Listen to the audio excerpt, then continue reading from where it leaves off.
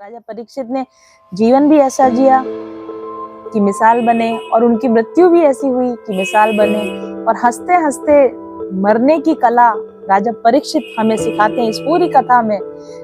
हंसते हंसते जीना और हंसते हंसते मरने की कला जो सीख जाए, जहां से सीखी जाए, वो भागवत कथा है।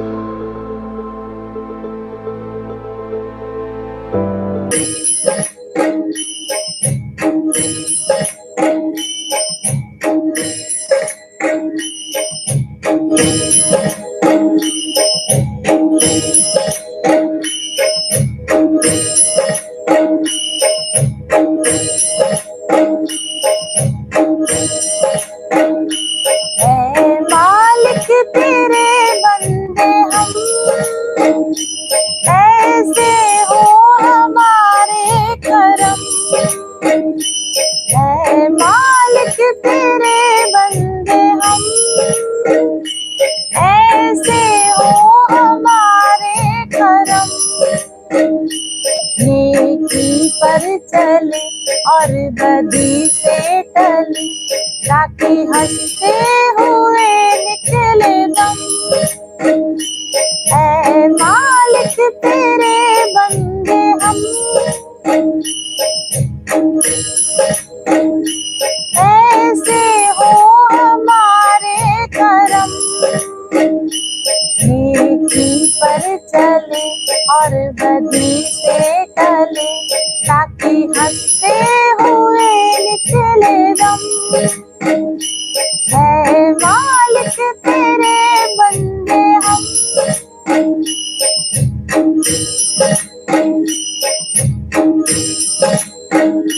जब जुल्मों का हो सामना, तब तू ही हमें थामना। जब जुल्मों का हो सामना, तब तू ही हमें थामना। वो बुराई करे हम भलाई करे, नहीं बदले की हो भावना।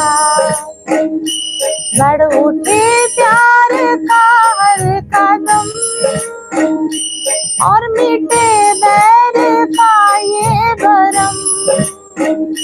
नेकी पर चले और बदी से टले, ताकि हंसते हुए निकले दम। ऐ मालिक तेरे बंदे हम। ये अंधेरा घना छा रहा, तेरा इंसान घबरा रहा। ये अंधेरा घना छा रहा, तेरा इंसान घबरा रहा। हो रहा बेखबर कुछ ना आता नजर, सुख का सूरज छुपा जा रहा है। तेरी रोशनी में वो दम, तू अमावस को कर दे पूनम। नेकी पर चले और बदी से टले, ताकि हंसते हुए निकले दम। ऐ मालिक तेरे बंदे हम। बड़ा कमजोर है आदमी, अभी लाखों है इसमें कमी। बड़ा कमजोर है आदमी, अभी लाखों है इसमें कमी। पर तू जो खड़ा है दयालु बड़ा, तेरी करुणा से धरती थमी। है दिया तूने जब ये जन्म, तू ही तो लेगा हम सबके गम। नेकी पर चले और बदी से टले, ताकि हंसते हुए निकले दम। ऐ मालिक तेरे बंदे हम, ऐसे हो हमारे करम। नेकी पर चले और बदी से टले, ताकि हंसते हुए निकले दम।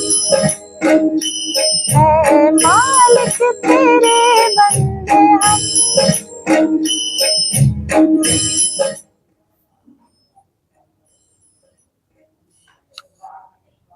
हरे कृष्णा, राधे राधे।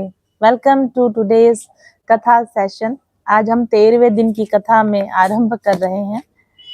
राजा परीक्षित हमें सिखाते हैं इस पूरी कथा में हंसते हंसते जीना और हंसते हंसते मरने की कला जो सीख जाए, जहां से सीखी जाए वो भागवत कथा है। और राजा परीक्षित के जीवन को अगर देखें तो ये कला हमको अच्छे से आ जाती है। आज हम राजा परीक्षित के जीवन को और उनकी मृत्यु के समय की घटनाओं को समझने की कोशिश करेंगे और किस तरीके से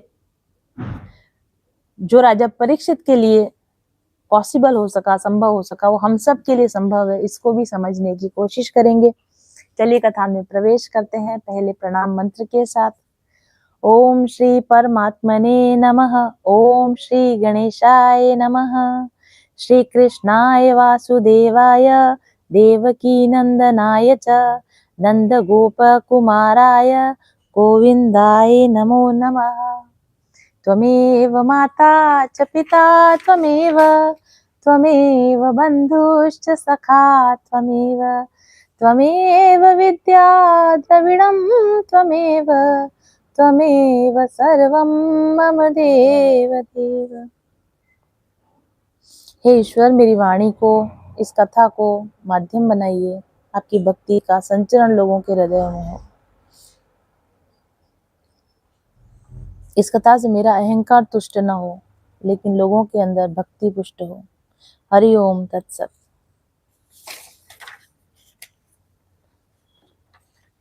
तो हमने कल राजा परीक्षित जी के जन्म की कथा सुनी थी।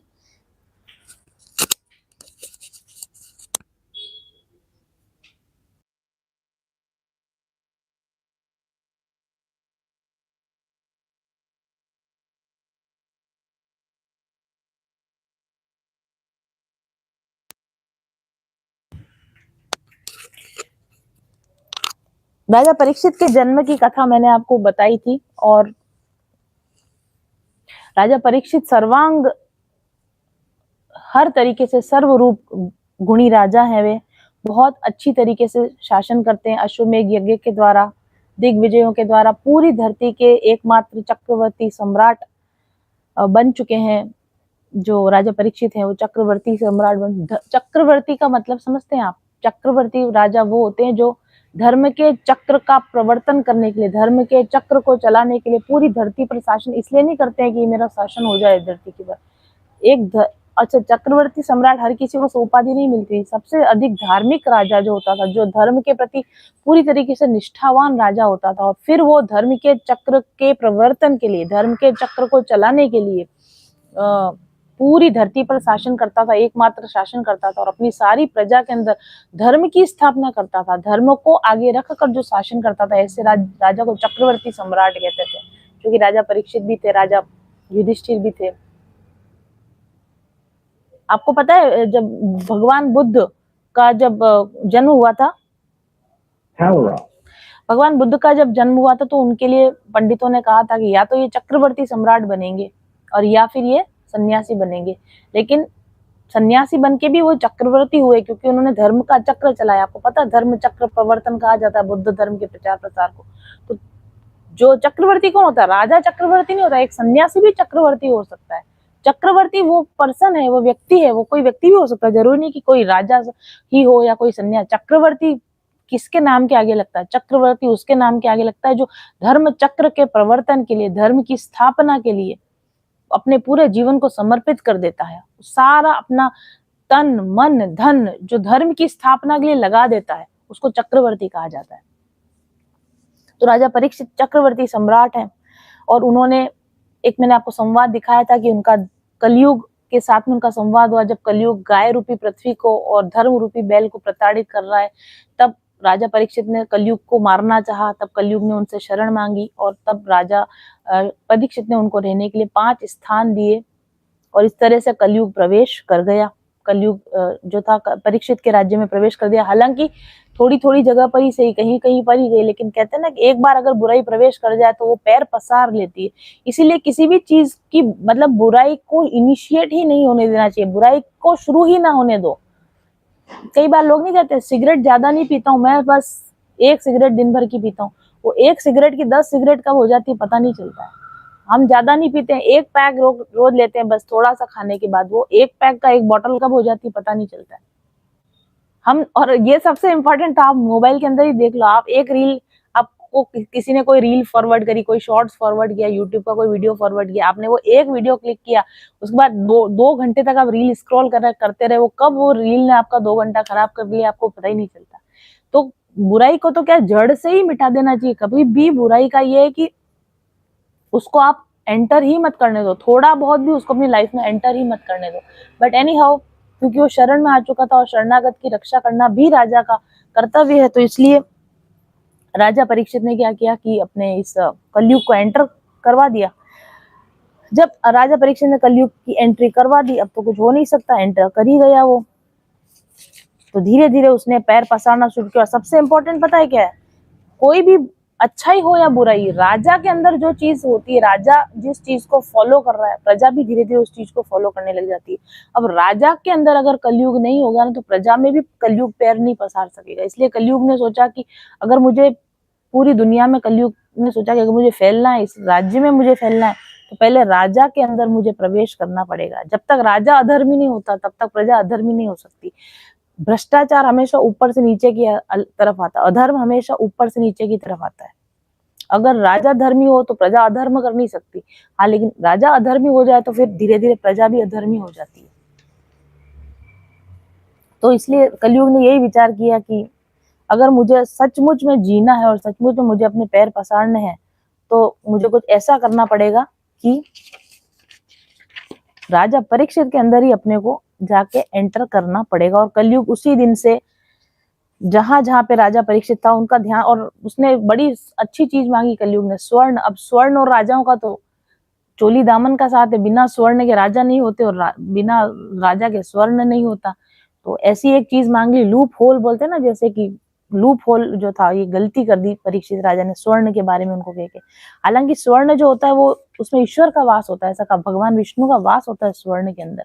लेकिन कौन सा स्वर्ण के अंदर? स्वर्ण लक्ष्मी जी का प्रतीक है, तो स्वर्ण में कलयुग नहीं रह सकता।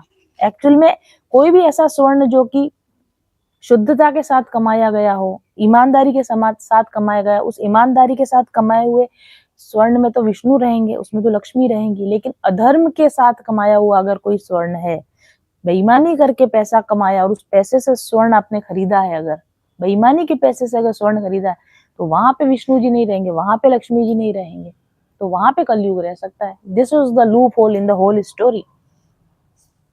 तो अब राजा परीक्षित के पास तो सारा स्वर्ण था जो धर्म से कमाया हुआ धन था, तो उसके अंदर तो कोई कलयुग रह नहीं सकता था।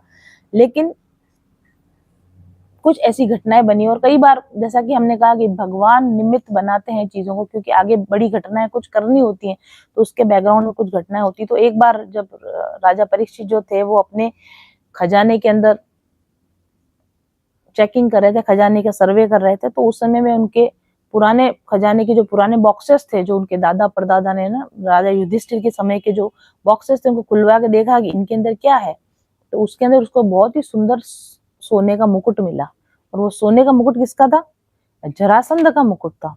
जो जरासंध, जिसके जांघों को फाड़कर भीमसेन ने जिसकी हत्या करी थी और जिसके राज्य को अधिकार किया था, उनका मुकुट, क्योंकि पहले के जमाने में ये होता था कि जो राजा को हराया जाता था उसका मुकुट को जब्त कर लिया जाता था, तो जरासंध का मुकुट वहां पर खजाने में पड़ा हुआ था। तो राजा परीक्षित ने देखा, अरे बड़ा सुंदर मुकुट है, इसका तो कभी यूज ही नहीं किया, आज इसको पहन लेता हूँ। और जरासंध तो आतताई था, अधर्मी था, तो उसके मुकुट के अंदर कलयुग प्रवेश कर सकता था, क्योंकि वो सोना अधर्म का कमाया हुआ सोना था। जैसे ही राजा परीक्षित ने उस मुकुट को धारण किया और कलयुग को मौका मिल गया। कलयुग को मौका मिल गया कि वो उस स्वर्ण के अंदर प्रवेश कर गया और स्वर्ण सर पे बैठ गया। आप समझो, कलयुग कलयुग सबसे पहले किसको भ्रष्ट करता है? बुद्धि को भ्रष्ट करता है ना। कोई भी चीज, गलत चीज आपके विचार में आएगी, कहाँ आएगी? यहाँ दिमाग में आएगी। तो कलयुग ने स्वर्ण में प्रवेश किया और स्वर्ण से कहाँ प्रवेश कर गया? वो राजा के अंदर प्रवेश कर गया। अब जैसे ही राजा के अंदर प्रवेश कर गया, राजा की बुद्धि बुद्धि फिर गई, राजा की बुद्धि फिर गई। कहाँ इतना धार्मिक राजा, ऐसा यशस्वी राजा, ऐसा दीन वत्सल राजा, ऐसा उनको कहा जाता था दीन वत्सल राजा, शरणागतों के रक्षक राजा, ऐसे वो महाधर्मात्मा राजा। लेकिन क्या पहन लिया उन्होंने? उस अधर्मी राजा का मुकुट पहन लिया। देखिए, कभी भी किसी दूसरे लोगों की चीजें, वस्तुओं का उपयोग नहीं करना चाहिए। ये सीख हमको यहाँ से जानने को मिलती है। मैं तो कभी भी इस चीज को, मेरी घर में मेरी मदर, हमारी आदत है कि हम एक्सचेंज करके चीजें नहीं लेते, कभी नहीं पहनते।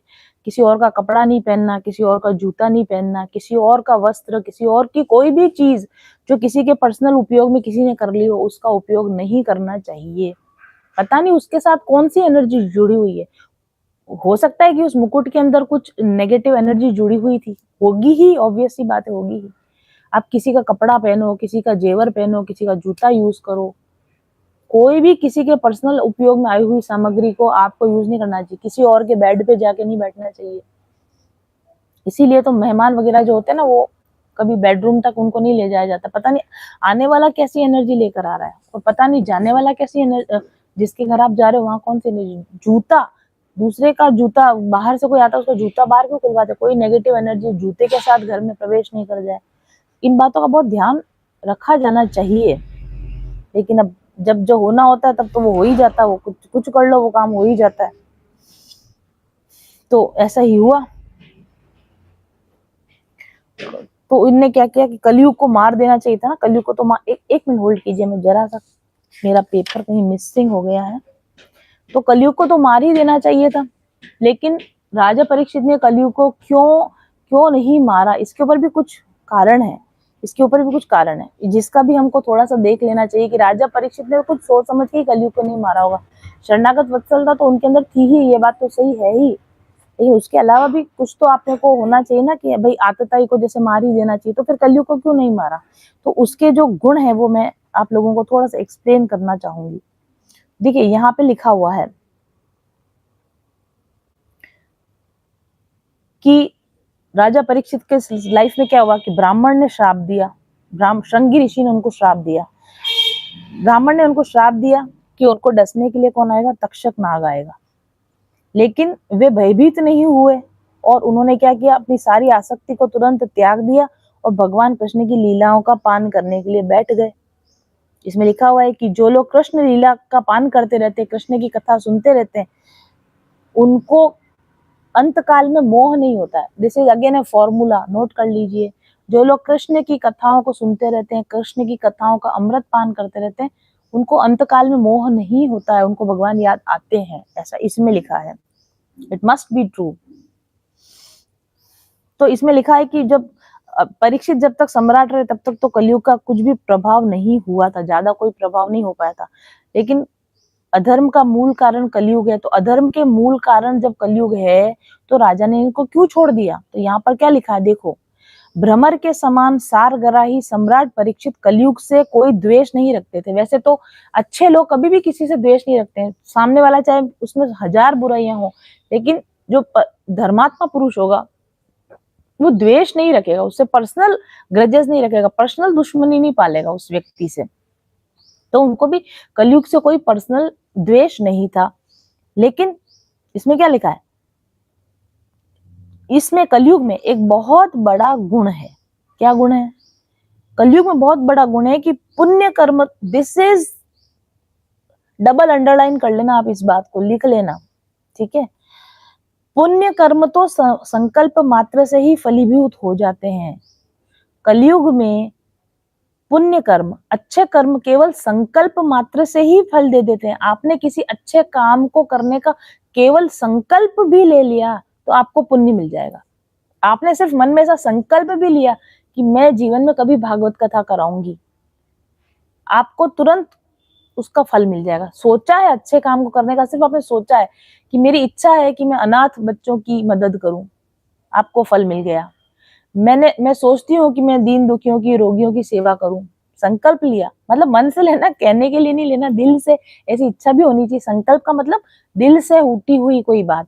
तो अगर आपके दिल में आपकी ये बात उठे ना कि मैं रोगियों की सेवा करूं, मैं दीन दुखियों की सेवा करूं, मैं लोगों की मदद करूं, मैं लोगों की सहायता करूं, मैं कैसे लोगों के जीवन को अच्छा बदलने में सुख मैं करूं, मैं लोगों को सुखी कैसे कर दूं, मेरी वजह से लोग दुखी ना हो, मैं ऐसा कैसे कर दूं। ये अच्छे सत्य संकल्प जो आपके उठते जा रहे हैं, ये अभी आपने किया नहीं है ना, आप रोगियों की सेवा करने गए हो, ना दीन दुखियों की सेवा करने गए हो, बट आपने मन में अच्छा संकल्प ले लिया ना कि ऐसा करूं, मैं अच्छा करूं, तो उसका पुण्य फल आपको मिल जाएगा। पुण्य करने का कितना इजी सरल तरीका, सोचना है, अच्छा अच्छा सोचो, बढ़िया बढ़िया सोचो, किसी का बुरा मत सोचो, बस अच्छा अच्छा सोचो। आप अच्छा अच्छा सोचने से ही आपका पुण्य बढ़ता जा रहा है। This is the very big point. अब ये चीज किसी भी और युग में नहीं है, सोचने से फल पुण्य मिल रहा है और किसी युग में नहीं मिलता। कलयुग में अच्छा सोचने का भी पुण्य मिल जाता है, तो कितनी बड़ी बात है ये आपको सिर्फ हवाई किले बनाने हैं, आपको विजुअलाइज करना है कि आपकी लाइफ में आप क्या अच्छे अच्छे काम कर रहे हो, आपको सिर्फ विजुअलाइज करना है और उसके आपको फल मिलते जा रहे हैं। ये कोई छोटी बात नहीं है। और उसमें क्या लिखा है, लेकिन पाप कर्म का फल शरीर से करने पर ही मिलता है, ये भी बहुत बड़ी बात है। कलयुग के अंदर देखो, अन्य युगों के अंदर मानसिक पाप भी पाप माना जाता है। आपने मन से हिंसा कर दी, मन में बाहर किसी पर क्रोध नहीं किया, अंदर क्रोध कर दिया, बाहर किसी को भला बुरा नहीं कहा, लेकिन अंदर आपने उसके प्रति क्रोध जताया, आपका पाप रजिस्टर हो जाएगा कि इसने क्रोध जगाया, भले किसी और पे नहीं जगा, हिंसा करी नहीं किसी पे, लेकिन हिंसा का विचार आया कि इसको मार डालूं, ऐसा हिंसा का विचार अगर अंदर आया, भले आपने नहीं किया, पर आपके पाप कर्म संचित हो जाएगा कि इसने मारने के बारे में सोचा बाकी युगों के अंदर। लेकिन कलयुग के अंदर क्या होता है, आपने अगर सोचा है कोई गलत काम करने के लिए, अगर आपने सोचा है पाप कर्म करने के लिए, लेकिन आपने अभी तक उसको शरीर के लेवल पर नहीं लाया, अगर आप उसको एक्चुअल आपने उसको एग्जीक्यूट नहीं किया, तो वो पाप कर्म आपका रजिस्टर नहीं होगा। तो ये भी एक बहुत बड़ी बात है कलयुग के अंदर, और ये चीज मुझे भी कल ही समझ में आई। मैंने भी बहुत बार कथाएं सुनी है, बहुत महाराज के मुंह से कथा सुनी है, लेकिन ये की पॉइंट मुझे आज खुद यहाँ पर समझ में आया। ये तो सब जने कहते हैं कि कलयुग में नाम संकीर्तन का प्रभाव होता है, कलयुग में बड़े बड़े नाम तप तप यज्ञ नहीं करने पड़ते, लेकिन ये इतना बड़ा फॉर्मूला अब तक हिडन था। ये this is the jam of this कलयुग, कि आप संकल्प करके अच्छे काम करोगे, अच्छे काम करो ना करो, अच्छे काम का संकल्प उठाओगे, पुण्य मिल जाएगा। और बुरे काम को मन में भले 100 गाली दे दो किसी को, आपने सच में नहीं दी ना, तो आपको बुरा नहीं मिलेगा। आपने अंदर ही अंदर किस पे कुड़ गए, कुछ भी कर लिया, आपने अंदर ही अंदर मार पिटाई कर ली उसकी, है ना, आंख बंद करके किसी को 2 मुक्के भी मार दिए, लेकिन आपने असली में नहीं मारे ना, तो आपको पाप नहीं लगेगा। तो कितनी बड़ी बात है। तो कलयुग भले ही हजारों दोषों से भरा हुआ है, लेकिन इसका एक असाधारण गुण ये है जो बाकी गुणों में नहीं दिखता। अगर आपने मन में सच्चा संकल्प ये कर लिया, देखो आपने भगवान के, आप ना भगवान के हुए ना भगवान आपके हुए, पर आपने अच्छा संकल्प ये किया कि भगवान मेरे हैं और मैं भगवान का हूँ, बस हो गया आपका काम। आपका ये कि आप भगवान के और भगवान आपके हैं, ये संकल्प का फल आपको मिलेगा। कि अगर आप सच में भगवान के होते और अगर भगवान सच में आपके होते, तो आपकी लाइफ कैसी होती, वैसी लाइफ आपकी होनी शुरू हो जाएगी। यानी जिसको हम लॉ ऑफ अट्रैक्शन बोलते हैं ना, कि आपने कोई चीज विजुअलाइज की, सिर्फ विजुअलाइज करने से ही वो अच्छी चीज आपकी दुनिया में आने, और इसी को लॉ ऑफ अट्रैक्शन तो कहते हैं कि आप किसी चीज को keep visualise keep visualise keep visualise को देखते रहो, सोचते रहो, देखते रहो, सोचते रहो, वो चीज आपकी दुनिया में घटित होने लग जाएगी। तो यहाँ लॉ ऑफ अट्रैक्शन सच है, ये बात भागवत कथा में लिखी हुई है कि लॉ ऑफ अट्रैक्शन सच है। सोचने मात्र से, संकल्प मात्र से फल मिलने लग जाता है। ये लॉ ऑफ अट्रैक्शन कहाँ लिखा हुआ है, भागवत कथा के अंदर लिखा हुआ है। लेकिन और अच्छी बात ये भी लिखी हुई है कि आपने अच्छे अच्छे संकल्प करोगे, वो तो आपके मैनिफेस्ट हो जाएंगे, लेकिन आपके बुरे संकल्प मैनिफेस्ट नहीं होंगे। ये कितनी बड़ी बात है। अगर ऐसा होता है कि अच्छे संकल्प मैनिफेस्ट हो रहे, बुरे संकल्प भी मैनिफेस्ट हो रहे हैं, तो हम लोग नेगेटिव दिन भर में ज्यादा सोचते हैं, पॉजिटिव दिन भर में कम सोचते हैं। ऐसा होता तो हमारा जीना हराम हो जाता। लेकिन यहाँ पर ये कह रहे हैं लॉ ऑफ अट्रैक्शन वर्क करता है। लॉ ऑफ अट्रैक्शन केवल कलयुग में ही वर्क कर रहा है, बल्कि मैं ये कहूंगी लॉ ऑफ अट्रैक्शन इतने अभी अभी में क्यों आया, इतना पहले तो नहीं जानते थे लोग इसके बारे में, अब क्यों जानने लगे, क्योंकि लॉ ऑफ अट्रैक्शन इफेक्टिव ही होता है कलयुग के अंदर। आप कुछ भी अच्छा मैनिफेस्ट करना चाहो तो उसके बारे में सोचो सोचो सोचो सोचो, वो मैनिफेस्ट हो जाएगा आपकी लाइफ में। लेकिन अगर गलती से आपने कुछ बुरा सोच लिया तो डरो मत, वो मैनिफेस्ट नहीं होगा। तो ये बहुत बड़ी बात, लॉ ऑफ अट्रैक्शन कैसे वर्क करता है और कलयुग में ही कैसे वर्क करता है, ये कलयुग का बहुत बड़ा गुण है। इसलिए राजा परीक्षित ने कलयुग को छोड़ दिया। तो मैं भगवान का हूं और भगवान मेरे हैं, आप ऐसा सोच लोगे तो भगवान की कृपा आपके ऊपर आने लग जाएगी। आप केवल ऐसा सोच लो मन में कि मैं भगवान पे पूरा भरोसा करता हूँ, मैं भगवान पे पूरा विश्वास करता हूँ, बस, तो भगवान आपके विश्वास नहीं तोड़ेंगे, भगवान आपकी श्रद्धा कभी नहीं तोड़ेंगे। आपको भगवान को मनाने के लिए कलयुग के अंदर तप, यज्ञ, ज्ञान कुछ भी करने की जरूरत नहीं है। आपको मन से शुद्ध संकल्प करने की जरूरत है, भगवान मेरा है, मैं भगवान का हूँ, मैं भगवान पे विश्वास करता हूँ और मैं भगवान पे पूरी श्रद्धा करता हूँ, आपको उस चीज का फल मिलने लग जाएगा। इसी तरीके से तो कलयुग के अंदर क्या हुआ है, कलयुग के अंदर मन के दोष जो हैं वो काउंटेड नहीं होते हैं, और कर्म, जब तक कर्म के साथ कर्म आपका दूषित नहीं होता, जब तक कर्म आपका खराब नहीं होता है,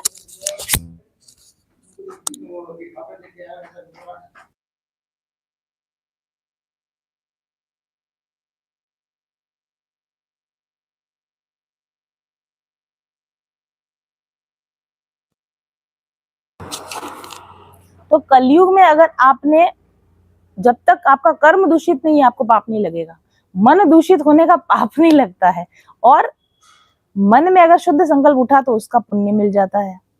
कलयुग में इसका मतलब क्या हुआ, कलयुग में केवल आपको मन अगर आपने भगवान में लगा दिया आपका उद्धार हो जाएगा। कलयुग में आपको हजारों सालों की तपस्या नहीं करनी है, हजारों सालों के यज्ञ नहीं करने, केवल इस मन को भगवान में अर्पित कर देना है, मन को दोष रहित कर देना है, मन में शुद्ध संकल्प स्थापित कर देना है, आपका उद्धार हो जाएगा। ये कितनी बड़ी बात हो गई। और कलयुग में आपको केवल मन को पापी विचार रखने से आपको रोक देना, मन में पाप के विचार नहीं लाना। आप कर्म तो वैसे भी नहीं करते, हम लोग, ज्यादातर लोग नहीं करते, मन में अगर आपने पाप के विचार नहीं लाए तो आपका पतन होगा ही नहीं, आप कभी गलत रास्ते जाओगे ही नहीं। और मन को भगवान में लगा दिया, बस आपका उद्धार हो जाएगा। उसके अलावा कोई बहुत बड़े क्रिया कर्म करने की, तपस्याएं करने की आपको जरूरत ही नहीं है। तो ये एक बहुत बड़ा गुण है कलयुग के अंदर, इस वजह से राजा परीक्षित ने कलयुग को छोड़ दिया। दूसरा गुण है इसका कलयुग का, देखो इसमें क्या लिखा है, यह भेड़िए के समान बालकों के प्रति शूरवीर और धीरवीर पुरुषों के लिए बड़ा भीरू है। कलयुग का एक बहुत बड़ा गुण है, क्या गुण है कि भेड़िए की क्या आदत होती है, आप, मुझे भी नहीं पता था, मैंने भी डिस्कवर किया भेड़िया कैसे शिकार करता है। भेड़िया कभी ताकतवर इंसान पे हमला नहीं करता है, भेड़िया बड़े लोगों पे हमला नहीं करता है, भेड़िया छोटे बच्चों पे हमला करता है, कमजोर लोगों पे हमला करता है और असावधान लोगों पे हमला करता है। जैसे आप जंगल से कहीं गुजर रहे हो और आप अवेयर हो, आप बहुत अच्छे से हाथ में आपने लाठी वाठी ले रखी है, आप शोर करते जा रहे हो या आपको जोर से बजाते जा रहे हो, आपने मशाल ले रखी है, मतलब आप जागरूक हो कि आप पर हमला हो सकता है, तो भेड़िया कभी आप पर हमला नहीं करेगा। लेकिन आप कमजोर हो, असावधान हो, या कमजोर बालक की तरह कमजोर हो, या अकेले पड़ गए हो, झुंड से अकेले पड़ गए हो, है ना, कट ऑफ हो गए हो, आप मेन स्ट्रीम से आप कट ऑफ हो गए हो, अकेले हो, कमजोर हो, असावधान हो, तो भेड़िया आपके ऊपर हमला करता है। तो इसी तरीके से जो कलयुग होता है ये भेड़िए के समान होता है। जब तक कि आप कमजोर, असावधान और अलग नहीं पड़ गए होगे तब तक ये आप पर आक्रमण नहीं कर सकता। ऐसा कलयुग के तो बहुत सारे दोष हैं, कलयुग में तो बहुत दोष है ना कि भाई कलयुग में लोभ होगा, मोह होगा, झूठ बोलोगे, चोरी करोगे, हिंसा करोगे, कपट बोलोगे, कलह करोगे, दंभ करोगे, ईर्ष्या करोगे, दरिद्रता होगी, ये सारे अवगुण। लेकिन ये हर किसी के अंदर नहीं आएंगे। आप अगर किसी इंसान को ये देखो कि लोभी है, झूठा है, पाप करता है, हिंसा करता है, इसको कलयुग ने कभी ना कभी पकड़ा होगा। कैसे? जब वो अपने वीक पॉइंट पर होगा। कलयुग कब पकड़ता है आपको? जब आप, जैसे राजा परीक्षित को भी कब पकड़ा? जब उन्होंने उस मुकुट को पहना जो कि उनका नहीं, कमाया हुआ नहीं था, उनका कमाया हुआ नहीं था और उन्होंने उसको पहन लिया। वीक पॉइंट पर कलयुग आपको पकड़ लेता है। तो आपकी एक छोटी गलती के ताक में रहता है कलयुग, आपकी एक छोटी सी असावधानी की, आपकी एक छोटी सी गलती के ताक में रहता है। अगर आपने उसको, एक छोटी गलती अगर आपने कर दी तो कलयुग आपको पकड़ लेगा और पकड़ के आपका पतन कर देगा, आपका विनाश कर देगा। लेकिन कलयुग के अंदर ये गुण है, क्या गुण है कलयुग के अंदर, कि यह धीर वीर पुरुषों के लिए बड़ा भीरू है। ये डरता है, उन लोगों से डरता है, धीर वीर लोगों से डरता है। धीर वीर का क्या मतलब है? शस्त्र लेके, तलवार लेके नहीं चलना है कि हम बहुत धीर वीर है, कलयुग हमको नहीं मार सकता, ऐसा नहीं। धीर वीर का मतलब है जो विवेकशाली पुरुष है, जो अगेन वही सावधान है, सतर्क है कि गलती नहीं करनी है, मन में नेगेटिव विचार नहीं आने देने। आपके मन से आपने विचार, भाई मन से आपने पाप किया और आपने एक्चुअल में नहीं किया, पाप तो नहीं लगेगा, पर मन खराब करते ही कलयुग प्रवेश कर जाएगा। प्रॉब्लम ये है कि आपने मन में नेगेटिविटी लाए, गलत विचार लाए, कलयुग एंटर करने का मौका मिल जाएगा। फिर आपने सिर्फ सोचा था, फिर 10 तरह के गलत काम वो कलयुग विचार से कराएगा, फिर विचार से कराता कराता कर्म करने लग जाओगे, वैसे भी कर्म भी आप करने लग जाओगे। तो कलयुग में आपको सिर्फ एक ही काम करना है, मन को कंट्रोल में रखना है। अगर आपका मन आपके कंट्रोल में है तो कलयुग आपके ऊपर असर नहीं डाल सकता है ना। तो एक तो आपको क्या नहीं करना, विवेक बना के रखना, सही और गलत में से हमेशा सही को चुनना, गलत मार्ग पे नहीं जाना है। कोई भी काम जिसमें आपको लगे ये काम अच्छा और ये काम बुरा है, बार बार आपके पास चॉइसेस जब आती है जिंदगी में, सही चॉइस ले लोगे और गलत चॉइस छोड़ोगे, सही चॉइस लोगे, गलत चॉइस छोड़ोगे, नैतिकता का पालन करोगे, अनैतिक चीजों को अपनी लाइफ से जाने दोगे, कलयुग आपको कभी भी परेशान नहीं कर सकता। जोर जबरदस्ती से आपकी लाइफ में कलयुग नहीं घुस सकता है। भावनाओं में बहकर, है ना, नेगेटिव इमोशंस में बहकर अगर आपने कुछ किया तो कलयुग को एंटर करने का मौका मिलेगा। तत्कालिक सुखों के पीछे नहीं भागोगे, जिसको इंग्लिश में बोलते हैं डोपामाइन हिट। ठीक है, जैसे कि क्षणिक सुख के लिए आप बड़े किसी चीज को नुकसान में नहीं जाने दोगे। जैसे कि मूवी आ रही, कोई अच्छी मूवी आती है, फिर हमको लगता है कि अरे यार इसको देख लेते क्या होता है, आज जल्दी नहीं सोते, तो आपका एक दिन का क्रम बिगड़ा, 2 दिन का क्रम, धीरे धीरे आपका पूरा स्लीप साइकिल ही बिगड़ जाएगा। कभी कभी हम लेट नाइट पार्टी कर रहे हैं कि हाँ चलो कर लेते ना, क्या फर्क पड़ता है, एक ही दिन की। आपने ये असावधानी जैसे ही करी कि क्षणिक सुख के लिए आपने क्या किया, उस सुख को चुन लिया और जो उसके लॉन्ग टर्म इफेक्ट आ रहे थे उनको आपने छोड़ दिया, उसको जाने दिया। आज ये गलत काम करने से आज तो मजा आ रहा है, लेकिन कल इसका कुछ गलत परिणाम आ सकता है। अगर ये सावधानी अगर आपने नहीं रखी तो कलयुग आपके अंदर एंटर कर जाएगा। लेकिन अगर आपने ये सावधानी रखी कि ये चीज मेरे को आज तो मजा दे रही है, लेकिन कल इसका मुझे प्रॉब्लम आएगी, अगर ये सावधानी आपने रख ली तो कलयुग आपकी लाइफ में एंटर नहीं कर सकता। अंग्रेजी में इसको डोपामाइन हिट बोलते हैं। जैसे कि कोई भी खाने पीने की चीजें नहीं होती, हम स्ट्रीट फूड की खुशबू कितनी अच्छी आती है, क्या कचौरी समोसे की खुशबू आती है, ये आप पे नहीं मुझ पे भी लागू होता है, सब पे लागू होता है। जब हम बाहर से जा रहे हैं कहीं, कचौरी समोसे की खुशबू आ रही, भूख भी लग रही होती है, एक कचौरी खा ही लेते हैं, एक समोसा खा ही लेते हैं, तो उस तत्कालीन उस समय का पेट भर गया, उस समय आपको स्वाद का मजा आ गया और मस्तिष्क के अंदर डोपामाइन हार्मोन रिलीज हो गया, आनंद आया, मजा आया। तो वो डोपामाइन हिट आपको उस समय के लिए तो मिल गया, लेकिन लॉन्ग टर्म के लिए आपकी हेल्थ खराब हो गई, कोलेस्ट्रॉल बन गया, एसिड रिलीज हो गया, सारा खराब हो गया और वो कई दिनों तक वो साइकिल चलता रहेगा। तो अगर आपने डोपामाइन हिट के पीछे नहीं गए, अगर आप तत्कालीन क्षणिक सुख के पीछे नहीं जाओगे तो कलयुग आपके ऊपर कोई प्रभाव नहीं डाल सकता। देखो कलयुग से कैसे बचा जा सकता है, इसके बारे में शुरुआत में ही इस ग्रंथ के अंदर बता दिया गया है कि क्या क्या आप करोगे तो आपके ऊपर कलयुग का प्रभाव आएगा और क्या क्या आप नहीं करोगे तो आपके ऊपर कलयुग का प्रभाव नहीं आएगा। तो अगर आप सत्य बोलोगे, झूठ नहीं बोलोगे, आप जागरूक हो, चॉइसेस गलत नहीं लेनी है, गलत काम नहीं करने हैं, नैतिकता के साथ काम कर, संयमी हो, कंट्रोल रखते हो, भावनाओं पे कंट्रोल रखते हो, शरीर की हरकतों पे कंट्रोल रखते हो, वाणी पे कंट्रोल रखते हो, मन पे कंट्रोल रखते हो, संयम रखते हो, अगर आप, तो कलयुग आपके ऊपर नहीं आ सकता। मतलब घोर घोर कलयुग बोलते हैं ना, घोर से घोर कलयुग में भी अगर व्यक्ति सत्य बोलता है, संयम से रहता है, जागरूकता से रहता है, गलत चुनाव नहीं करता है, नैतिकता को नहीं छोड़ता है, तो कलयुग उसका कुछ नहीं बिगाड़ सकता।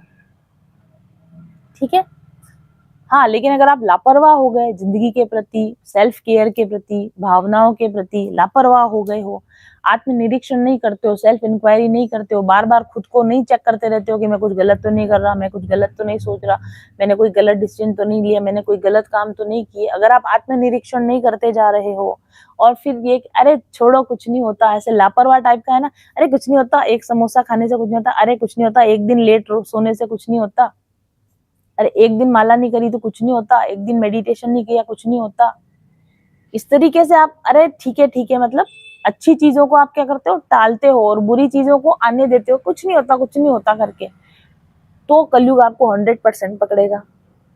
और कलयुग जब पकड़ता है तो जिंदगी में एक के बाद एक, अच्छा कलयुग की क्या निशानी, आप एक छोटी सी चीज को, अपनी गलत चीज को आप आने दे जाओ, फिर उसके पीछे पीछे उसकी पूरी फैमिली आती है। जैसे कि भक्ति देवी आती, तो मैंने बताया ना, भक्ति देवी आती तो पूरा परिवार साथ आता है, भक्ति आएगी तो फिर ज्ञान भी आएगा, वैराग्य भी आएगा, मुक्ति भी आएगी, ऑटोमेटिक एक के पीछे एक आते जाएंगे। कलयुग में भी यही गुण है, एक किसी गलत चीज को आप अपनी लाइफ में एंटर होने दोगे, उसके पीछे दूसरा, उसके पीछे तीसरा, उसके पीछे चौथा, उसके पीछे पांचवा, सारे कलयुग के गुण धीरे धीरे आपके अंदर आ जाएंगे। आपकी पूरी लाइफ कलयुगी लाइफ हो जाएगी, बर्बाद हो जाएगी, फिनिश हो जाएगी। लोभ आने दोगे, लोभ आया किसी चीज का, झूठ अपने आप आएगा, दुष्टता अपने आप आएगी, दम्भ अपने आप आएगा, कलह अपने आप आएगा, कपट अपने आप आएगा, फिर उसके बाद में दरिद्रता अपने आप आएगी। हजारों तरह, एक पाप करोगे लाइन लग जाएगी, पापों की लाइन लग जाएगी। लेकिन अगर आपने पहली ही जगह रोक लगा दी कि नहीं ये गलत है, ये मुझे नहीं करना है, तो वो जो कलयुग एंटर करने वाला था पापों के द्वारा, गलत कामों के द्वारा लाइन लगाने वाला था, वो लाइन आपकी लाइफ में नहीं लग पाएगी। तो कलयुग बुरा है, बहुत बुरा है, लेकिन डिपेंड किस पे करता है कि आप कैसा बिहेव कर रहे हो। कलयुग आपका कुछ नहीं बिगाड़ सकता। अगर आप सही हो, अगर आपने कुछ गलत नहीं किया तो कलयुग आपका कुछ नहीं बिगाड़ सकता। तो इसलिए भी इसको नहीं मारा कि कलयुग अपने आप से थोड़ी कर रहा है, आप इनवाइट करोगे तो वो आपके लाइफ में आएगा, जब तक आप उसको इनवाइट नहीं करोगे तब तक वो आपकी लाइफ में नहीं आएगा। इसलिए भी राजा परीक्षित ने कलयुग को छोड़ दिया। और आगे क्या लिखा है, यह प्रमादी मनुष्यों को अपने वश में करने के लिए सदा सावधान रहता है। मैंने आज सुबह हीलिंग ग्रुप में बोला था, आलस करोगे तो कलयुग पकड़ लेगा। मैं बोलूंगी इसके ऊपर। टाले जाते हो, जो काम जब करना है वो तब नहीं कर रहे हो, उसको टाले जा रहे हो, आलस कर रहे हो, प्रोकास्टिनेट कर रहे हो। अगर आप ऐसा करते हो तो कलयुग डेफिनेटली, और प्रोकास्टिनेशन तो सबसे बड़ा गुण है कलयुग का। अगर आप अपने आप को चेक कर लो, आप अगर चीजों को टालते हो, अगर आप लेट करते हो, लेट लतीफ हो, आप आलस करते हो, आप प्रमाद करते हो काम को करने में, तो आपको तो पहले पकड़ेगा कलयुग। कि आप देख लेना, जो गरीब लोग हैं कि या असफल लोग हैं, वो आलसी लोग होते हैं। आलसी लोगों को ही कलयुग पकड़ता है।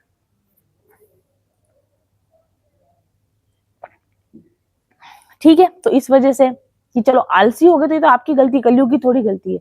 गलत लाइफ में डिसीजन ले रहे हो तो ये आपकी गलती है, कलयुग की थोड़ी गलती है।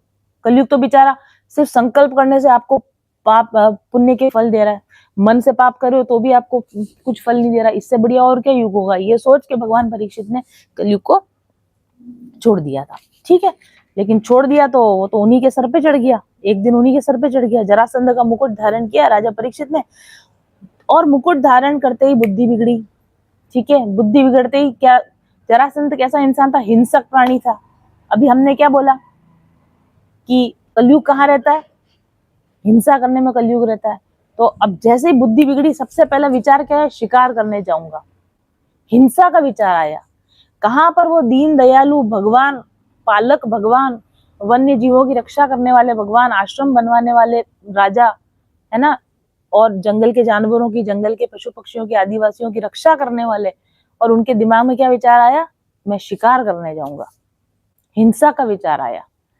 ठीक है, अब और पहले लालच किया कि दूसरे का वो जरासंध का मुकुट पहनने की जरूरत क्या पड़ रही थी, अपने खुद के मुकुट कम थे क्या, लेकिन नहीं, इसकी डिजाइन बढ़िया, ये पहनूंगा, इसकी साड़ी मुझसे बढ़िया, ये साड़ी। हम कहते हैं ना कई बार लोग, और ऐसा कई बार होता है, आपकी लाइफ में भी हुआ होगा, आपकी साड़ी बहुत अच्छी लग रही है, एक दिन पहनने के लिए दे दो, अब वो साड़ी आपने पहनी, किसी और की साड़ी पहनी, उस पर कोई नेगेटिविटी चिपकी हुई थी, उस पर कोई एंटिटी अटैचमेंट था, वो आपको लग गई। अब जिस दिन से वो साड़ी पहनी है, घर में झगड़े ही झगड़े हो रहे, परेशानी हो रही। ऐसा कई बार होता है, किसी के यहाँ से कुछ चीज अच्छी लगी, मांग कर लिया है, जिस दिन से वो चीज घर में आई, घर में प्रॉब्लम ही प्रॉब्लम हो गई। तो ऐसा ही हुआ, दूसरे का माल उठा के पहन लिया सर पर, अपने की कमी पड़ रही थी कि दूसरे का मुकुट पहनने की जरूरत पड़ी, पर पहन लिया। लालच आया, सबसे पहले क्या घुसा, लालच घुसा। लालच के घुसते ही दूसरी चीज आ गई, हिंसा घुसी, शिकार करने जाऊंगा। ठीक है साहब, शिकार करने गए, शिकार करने जाते जाते अब इतने ज्यादा एग्रेशन में, इतना एग्रेशन आया, उसके बाद में एग्रेशन इतना आया कि घोड़े इतने तेज दौड़ाए कि सैनिक और वो लोग, चाकर नौकर सब इधर उधर रह गए। भाई साहब अकेले ही वन के अंदर, गहरे वन के अंदर निकल गए, हिरणों के पीछे दौड़ते जा रहे, क्योंकि भूख खत्म नहीं हो रही, वो लोभ आ गया उनके अंदर, और मारूं और मारूं और शिकार करूं और शिकार करूं। तो वो दौड़ते जा रहे हैं, दौड़ते जा रहे हैं, हिरणों के पीछे दौड़ते दौड़ते बिल्कुल ही सुनसान रास्ते पर, अलग रास्ते पर निकल गए। दौड़ते दौड़ते दौड़ते दौड़ते थक गए। अब ये भी कलयुग का गुण है कि थकान जल्दी हो जाती है, एनर्जी लॉस हो जाती है, व्याकुलता होने लग जाती है, भूख प्यास सहन नहीं होता है, ये भी कलयुग का गुण है। तो थक गए और बड़े जोर की भूख और प्यास लगी, ऐसा लिखा हुआ है, बड़े जोर की भूख और प्यास लगी। राजा संयमी है, धार्मिक है, व्याकुल नहीं होने वाले हैं, लेकिन व्याकुल हो गए, भूख और प्यास से व्याकुल हो गए, और थकान से व्याकुल हो गए। थकते नहीं राजा, थकान से व्याकुल हो गए। और फिर वो कहते हैं जब उन्हें कोई जलाशय नहीं मिला तब वे पास के ही एक ऋषि के आश्रम में घुस गए। वहां पे जंगल में आश्रम था ऋषि का, उस आश्रम के अंदर घुस गए। शमीक ऋषि का आश्रम था वो, ठीक है। वहां पर जाकर क्या देखा, जाकर देखा कि जो शमीक ऋषि हैं वो आंखें बंद करके बैठे हैं, शांत भाव से मुनि आसन पे बैठे हुए ध्यान लगा रहे हैं। और ध्यान भी कैसा लगा रहे थे, वो तुरी अवस्था में थे। ऐसे छोटा मोटा ध्यान नहीं कि अभी भी ध्यान में बैठे चलो खटर पटर हुई आंख खुल गई, ऐसा ध्यान नहीं था। उनका ध्यान कैसा था, तुरी अवस्था वाला ध्यान था। तुरी अवस्था का मतलब होता है वननेस, मतलब भगवान के साथ में जो यूनिवर्सल कॉन्शियसनेस के साथ एक हो जाता है ना, जब इंसान खुद को भूल जाता है, मैं कौन कुछ नहीं, उसकी आत्मा परमात्मा के साथ में कनेक्टेड होती है। यूनिवर्सल कॉन्शियसनेस के साथ जब आपकी कॉन्शियसनेस कनेक्टेड हो जाती है तो उसमें आप नहीं रहते, वननेस की फीलिंग होती है। वो उस तुरी अवस्था के अंदर थे, ठीक है। एक तो जागृत अवस्था होती है जो हम जाग रहे हैं, फिर उसके बाद सो जाते तो स्वप्न अवस्था आती है, उसके बाद सुषुप्ति अवस्था आती है, गहन ध्यान की अवस्था, और उससे भी ऊपर तुरीय अवस्था, आप बॉडी से ही बाहर निकल जाती कॉन्शियसनेस। वो उस तुरीय अवस्था में बैठे हुए थे और उनकी शरीर की जटाएं बिखरी हुई है, कृष्ण मृग चर्म पहन के बैठे हुए हैं। राजा परीक्षित इतने धार्मिक राजा, किसी राजा के आश्रम में जाते थे तो पहले जूते खोलते होंगे, प्रणाम करते होंगे, कुछ नहीं। अभी प्यास लग रही है, अभी भूख लग रही है, जाति क्या बोला, पानी पीना है, मेरा प्यास से गला सूख रहा, मुझे पानी पिलाओ। किसको बोल रहे हैं, ध्यान में बैठे हुए मुनि को बोल रहे हैं। मतलब उनको बेसिक मैनर्स भी खत्म हो गए उनके अंदर से कि बात कैसे करनी है किसी मुनि से, और वो भी कोई साधना में बैठा उससे कैसे बात करनी है, कोई तमीज नहीं उनको बोलने की। वहां जाके बोल रहे हैं कि आसन नहीं मिला, बैठने की जगह नहीं दे रहे हो, पानी तक नहीं पूछ रहे हो। इतना गुस्सा आ गया, ये भी नहीं देख रहे कि आदमी ध्यान में है, कि मतलब मेरे को आदर देना और मेरे से मीठी बातें करना, तो कोई कहीं गया और मैं बोल रहा हूँ मुझे प्यास लग रही, गला सूख रहा है, ये आदमी आंखें बंद करके बैठ गया, ढोंग कर रहा है, ध्यान का ढोंग कर रहा है ताकि इसको मेरी सेवा नहीं करनी पड़े। ऐसा गुस्सा, गुस्से से तमतमा गया। क्या आ गया, क्रोध आ गया, लोभ आया, फिर हिंसा आई, फिर भूख, प्यास, थकान, व्याकुलता आई, और फिर अपमान महसूस हो गया, और अपमान महसूस होकर क्रोध चढ़ गया। सारे कलयुग के गुण आ रहे हैं उनके अंदर। अपने आप को चेक करना, कभी कभी ऐसा हो ना जब आपके साथ में कि पहले तो गुस्सा आ रहा था, फिर ये भी हो गया, फिर वो भी हो गया, कलयुग ने आपके ऊपर प्रभाव डाल दिया है। तो अपमानित महसूस होगा, गुस्सा आया, बहुत गुस्सा आया उनको, राजा परीक्षित को बहुत गुस्सा आया, और भूख प्यास से छटपटा रहे हैं, और ब्राह्मण को देख रहे हैं कि आराम से बैठा है, मैं इतना परेशान और ये इतना आराम से बैठा है। अब मतलब जब कलयुग में जो इंसान होता है ना, उसको अपनी परेशानी तो परेशानी लगती है, और दूसरे की लाइफ में हमेशा लगेगा इसकी लाइफ मेरी लाइफ से बढ़िया है, ये तो आराम से इसकी जिंदगी में, मैं तो आराम से नहीं हूँ। उनको ईर्ष्या हुई इससे कि ये कितने आराम से बैठा है, ध्यान में बैठा है, साधना में बैठा हो, मैं भूख लग रही है, मुझे प्यास लग रही है, और इसको कोई फर्क नहीं पड़ रहा। ईर्ष्या हुई उसको, ब्राह्मण के प्रति ईर्ष्या हुई, और उसके बाद में ईर्ष्या होते ही और इतना गुस्सा आया, इतना गुस्सा आया कि अब क्या करूं मैं इसका, अब बदला, अब बदले की भावना, गुस्सा आया और अब बदले की भावना। अब वो ब्राह्मण को पता ही नहीं है कि राजा आए हैं कि बिठाऊं, कुछ नहीं, उसको पता ही नहीं है, वो अपने ध्यान में, और ये अपने ही अंदर सारी चीजें सोच रहे हैं, ये ढोंग कर रहा है, ये उठना नहीं चाहता है, ये बड़े मजे से बैठा है, इसको मेरी प्रॉब्लम समझ में नहीं आ रही है, गुस्सा करा और इसने मेरा अपमान कर दिया, इसने मुझे उठ के नहीं पूछा, गुस्सा कर कुरा के और बदला लूंगा। सामने वाले ने कुछ किया भी नहीं, हम अपने ही अंदर से जल मर के किसी कंक्लूजन में पहुंच गए, इसको तो मैं सबक सिखाऊंगा, इससे तो मैं बदला लूंगा। समझे आप कलयुग किस तरीके से इतने बड़े धार्मिक राजा की ये हालत कर दे एक दिन के अंदर, तो आपकी और हमारी क्या हालत कर सकता है। सावधानी हटी, दुर्घटना घटी, ठीक है। तो कलयुग में एक चीज रखने की है, जागरूकता रखना, अवेयरनेस रखना है कि कलयुग कहीं ना कहीं से हम पर घुसना चाहता, हम पर हावी होना चाहता, हमको उसको घुसने का रास्ता नहीं देना। ये घुसेगा तो चेन रिएक्शन चलेगी, कलयुग जब घुसेगा ना चेन रिएक्शन चलेगी, एक के बाद एक जिंदगी गलतियों की तरफ, गलती से गलती, बिग मिस्टेक, मोर बिग मिस्टेक, मोर बिग मिस्टेक, और बड़ी गलती, और बड़ी गलती, और बड़ी गलती करते ही चले जाओगे आप। और अपनी जिंदगी, राजा अपने ही आप कर रहा है जो करा, कोई भी नहीं, न सैनिक है, कोई, आप ब्लेम नहीं कर सकते किसी को कि इसकी वजह से मेरे साथ ये हो गया, इसकी किसी की वजह से कुछ नहीं होगा, आप ही अपनी बर्बादी का कारण बन जाओगे अगर आपने कलयुग को हावी होने दिया। किसी और को जरूरत ही नहीं है आपकी लाइफ बर्बाद करने के लिए, आप खुद अकेले काफी हो गए अपनी लाइफ को बर्बाद करने के लिए। ये यहाँ पर समझ में आ रहा है आपको इस स्टोरी से। और यहाँ पे इसमें लिखा है कि उनके जीवन में इस प्रकार का पहला अवसर था। बेचारे राजा ने इसमें से कुछ भी पहले कभी नहीं किया, न शिकार किया, न हिंसा करी, न क्रोध किया, न अपमान महसूस किया, न ईर्ष्या करी, न भूख प्यास से व्याकुल हुए। सब कुछ एक साथ पहली बार में हो गया, इतना सब कुछ पहली बार में, एक ही बार में हो गया। तो उन्होंने क्या किया कि वहां से लौटते समय क्रोधवश धनुष की नोक से एक मरा हुआ सांप उठाकर ऋषि के गले में डाल दिया। इतना गुस्सा आया, इतना गुस्सा आया कि मरा हुआ सांप पड़ा था वहां पर, सांप पड़ा होगा, एंड आई डोंट थिंक मरा हुआ पड़ा था, आई थिंक मारा ही होगा इतने गुस्से में। तो मरा हुआ सांप उठाकर उन्होंने क्या किया, ऋषि के गले में डाला। अब मरा हुआ सांप उठा के ऋषि के गले में क्यों डाला? क्योंकि उनको मन में क्या लग रहा था कि ये ध्यान नहीं कर रहा है, ये ध्यान का ढोंग कर रहा है, ये जानबूझ के नहीं उठ रहा है। तो उन्होंने उसके ऊपर सांप डाला। अपन किसी को डराते नहीं है कि सांप, ताकि अभी सांप से तो डर के उठेगा ही उठेगा, ढोंग कर रहा होगा तभी उठ जाएगा। तो मरा हुआ सांप उनके गले में डाला कि अभी पता चल जाएगा ध्यान है कि नहीं। ऐसा कैसा ध्यान लग रहा है कि सांप गले में रख गया, तो भी उन्होंने सांप डालूंगा गले में तब तो उठेगा, फिर तो पता चलेगा ढोंग कर रहा था। तो ये जांच करने के लिए कि सच में ध्यान कर रहे हैं कि ढोंग कर रहे हैं, एक मरा हुआ सांप जो पड़ा हुआ था उसको उन्होंने, उस ऋषि जो वहां ध्यान में बैठे थे, मुनि बैठे थे, उनके गले में उन्होंने सांप डाल दिया। तो ये भी कलयुग की निशानी है। कोई ध्यान कर रहा हो, कोई भजन कर रहा हो, माला ढोंग कर रहा है, ढोंग कर रहा है। ये जो लोग होते हैं ना कि आपके भजन को मजाक बनाते हैं, ढोंगी बताते हैं, आपको नाटक कर रहे हो, कुछ नहीं है, ढोंगी है, इस तरह से जो करते हैं ना लोग, ये सब कलयुग के प्रभाव से आए हुए लोग हैं। कोई अच्छी सच्चा भक्त हो, कोई अच्छा मुनि हो, ज्ञानी हो, इनको ढोंगी लगते हैं।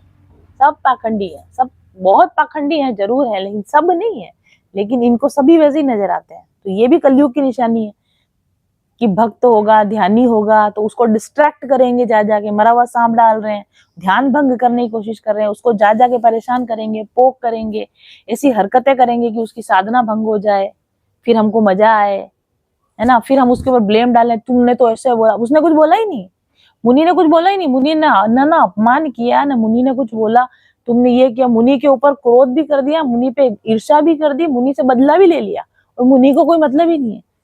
ये कलयुग की निशानी है। आप अपने काम से काम कर रहे हो, अपना भजन कर रहे हो, अपना पाठ कर रहे हो, अपनी जिंदगी जी रहे हो, ये कलयुगी लोग होंगे नहीं आके तुम ऐसा नहीं करते, तुम वैसा नहीं करते, आपकी शांति भंग करेंगे, आपको भजन नहीं करने देंगे, आपका भजन से डिस्ट्रैक्ट करेंगे। आप खुद परेशान है, आपको भी परेशानी में डालेंगे, खुद क्रोधित है, आपको भी क्रोध दिलाएंगे, खुद ईर्ष्या में, आपको भी ईर्ष्यालु बनाएंगे, खुद ध्यान भजन नहीं करते, आपका भी ध्यान और भजन भंग करेंगे। ये भी कलयुगी लोगों की निशानी होती है। ये भी राजा ने कर दिया, हर एक हरकत कर दी जो कलयुग करवा सकता था, हर एक हरकत एक पहली ही बार में कर दी इन्होंने, ये सारी चीजें। ठीक है,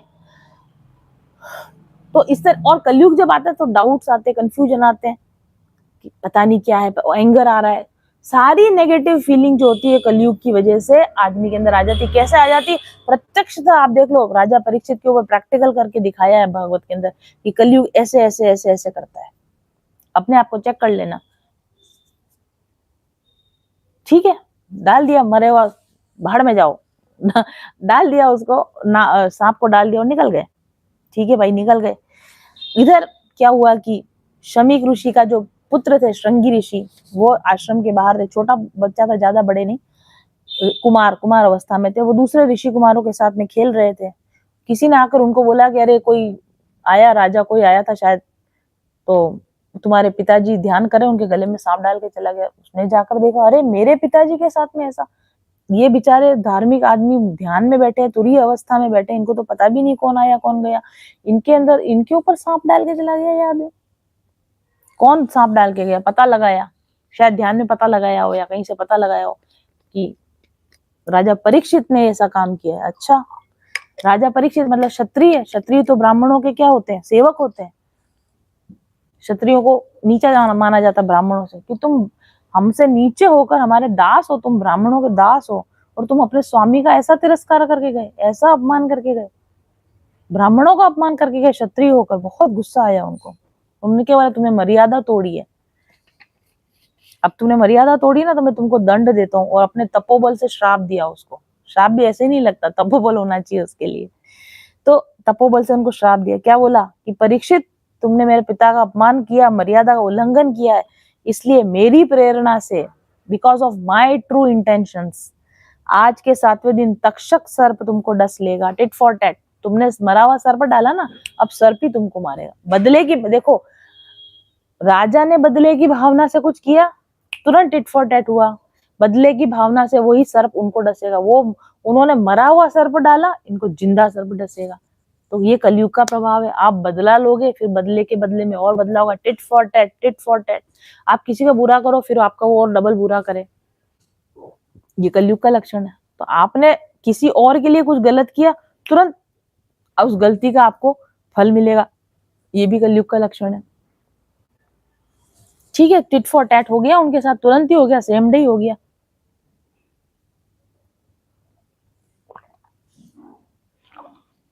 अब तक्षक नाग ऐसा करके उनको क्या दे दिया, श्राप दे दिया। अब इस जगह पे मेरी सुई अटकती थी, हमेशा ही अटकती थी,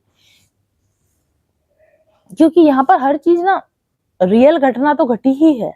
एक्चुअल में तो यही हुआ कि सर्प मारा, सर्प को गले में डाला और सर्प का श्राप दिया कि तक्षक नाग आके तुमको डसेगा।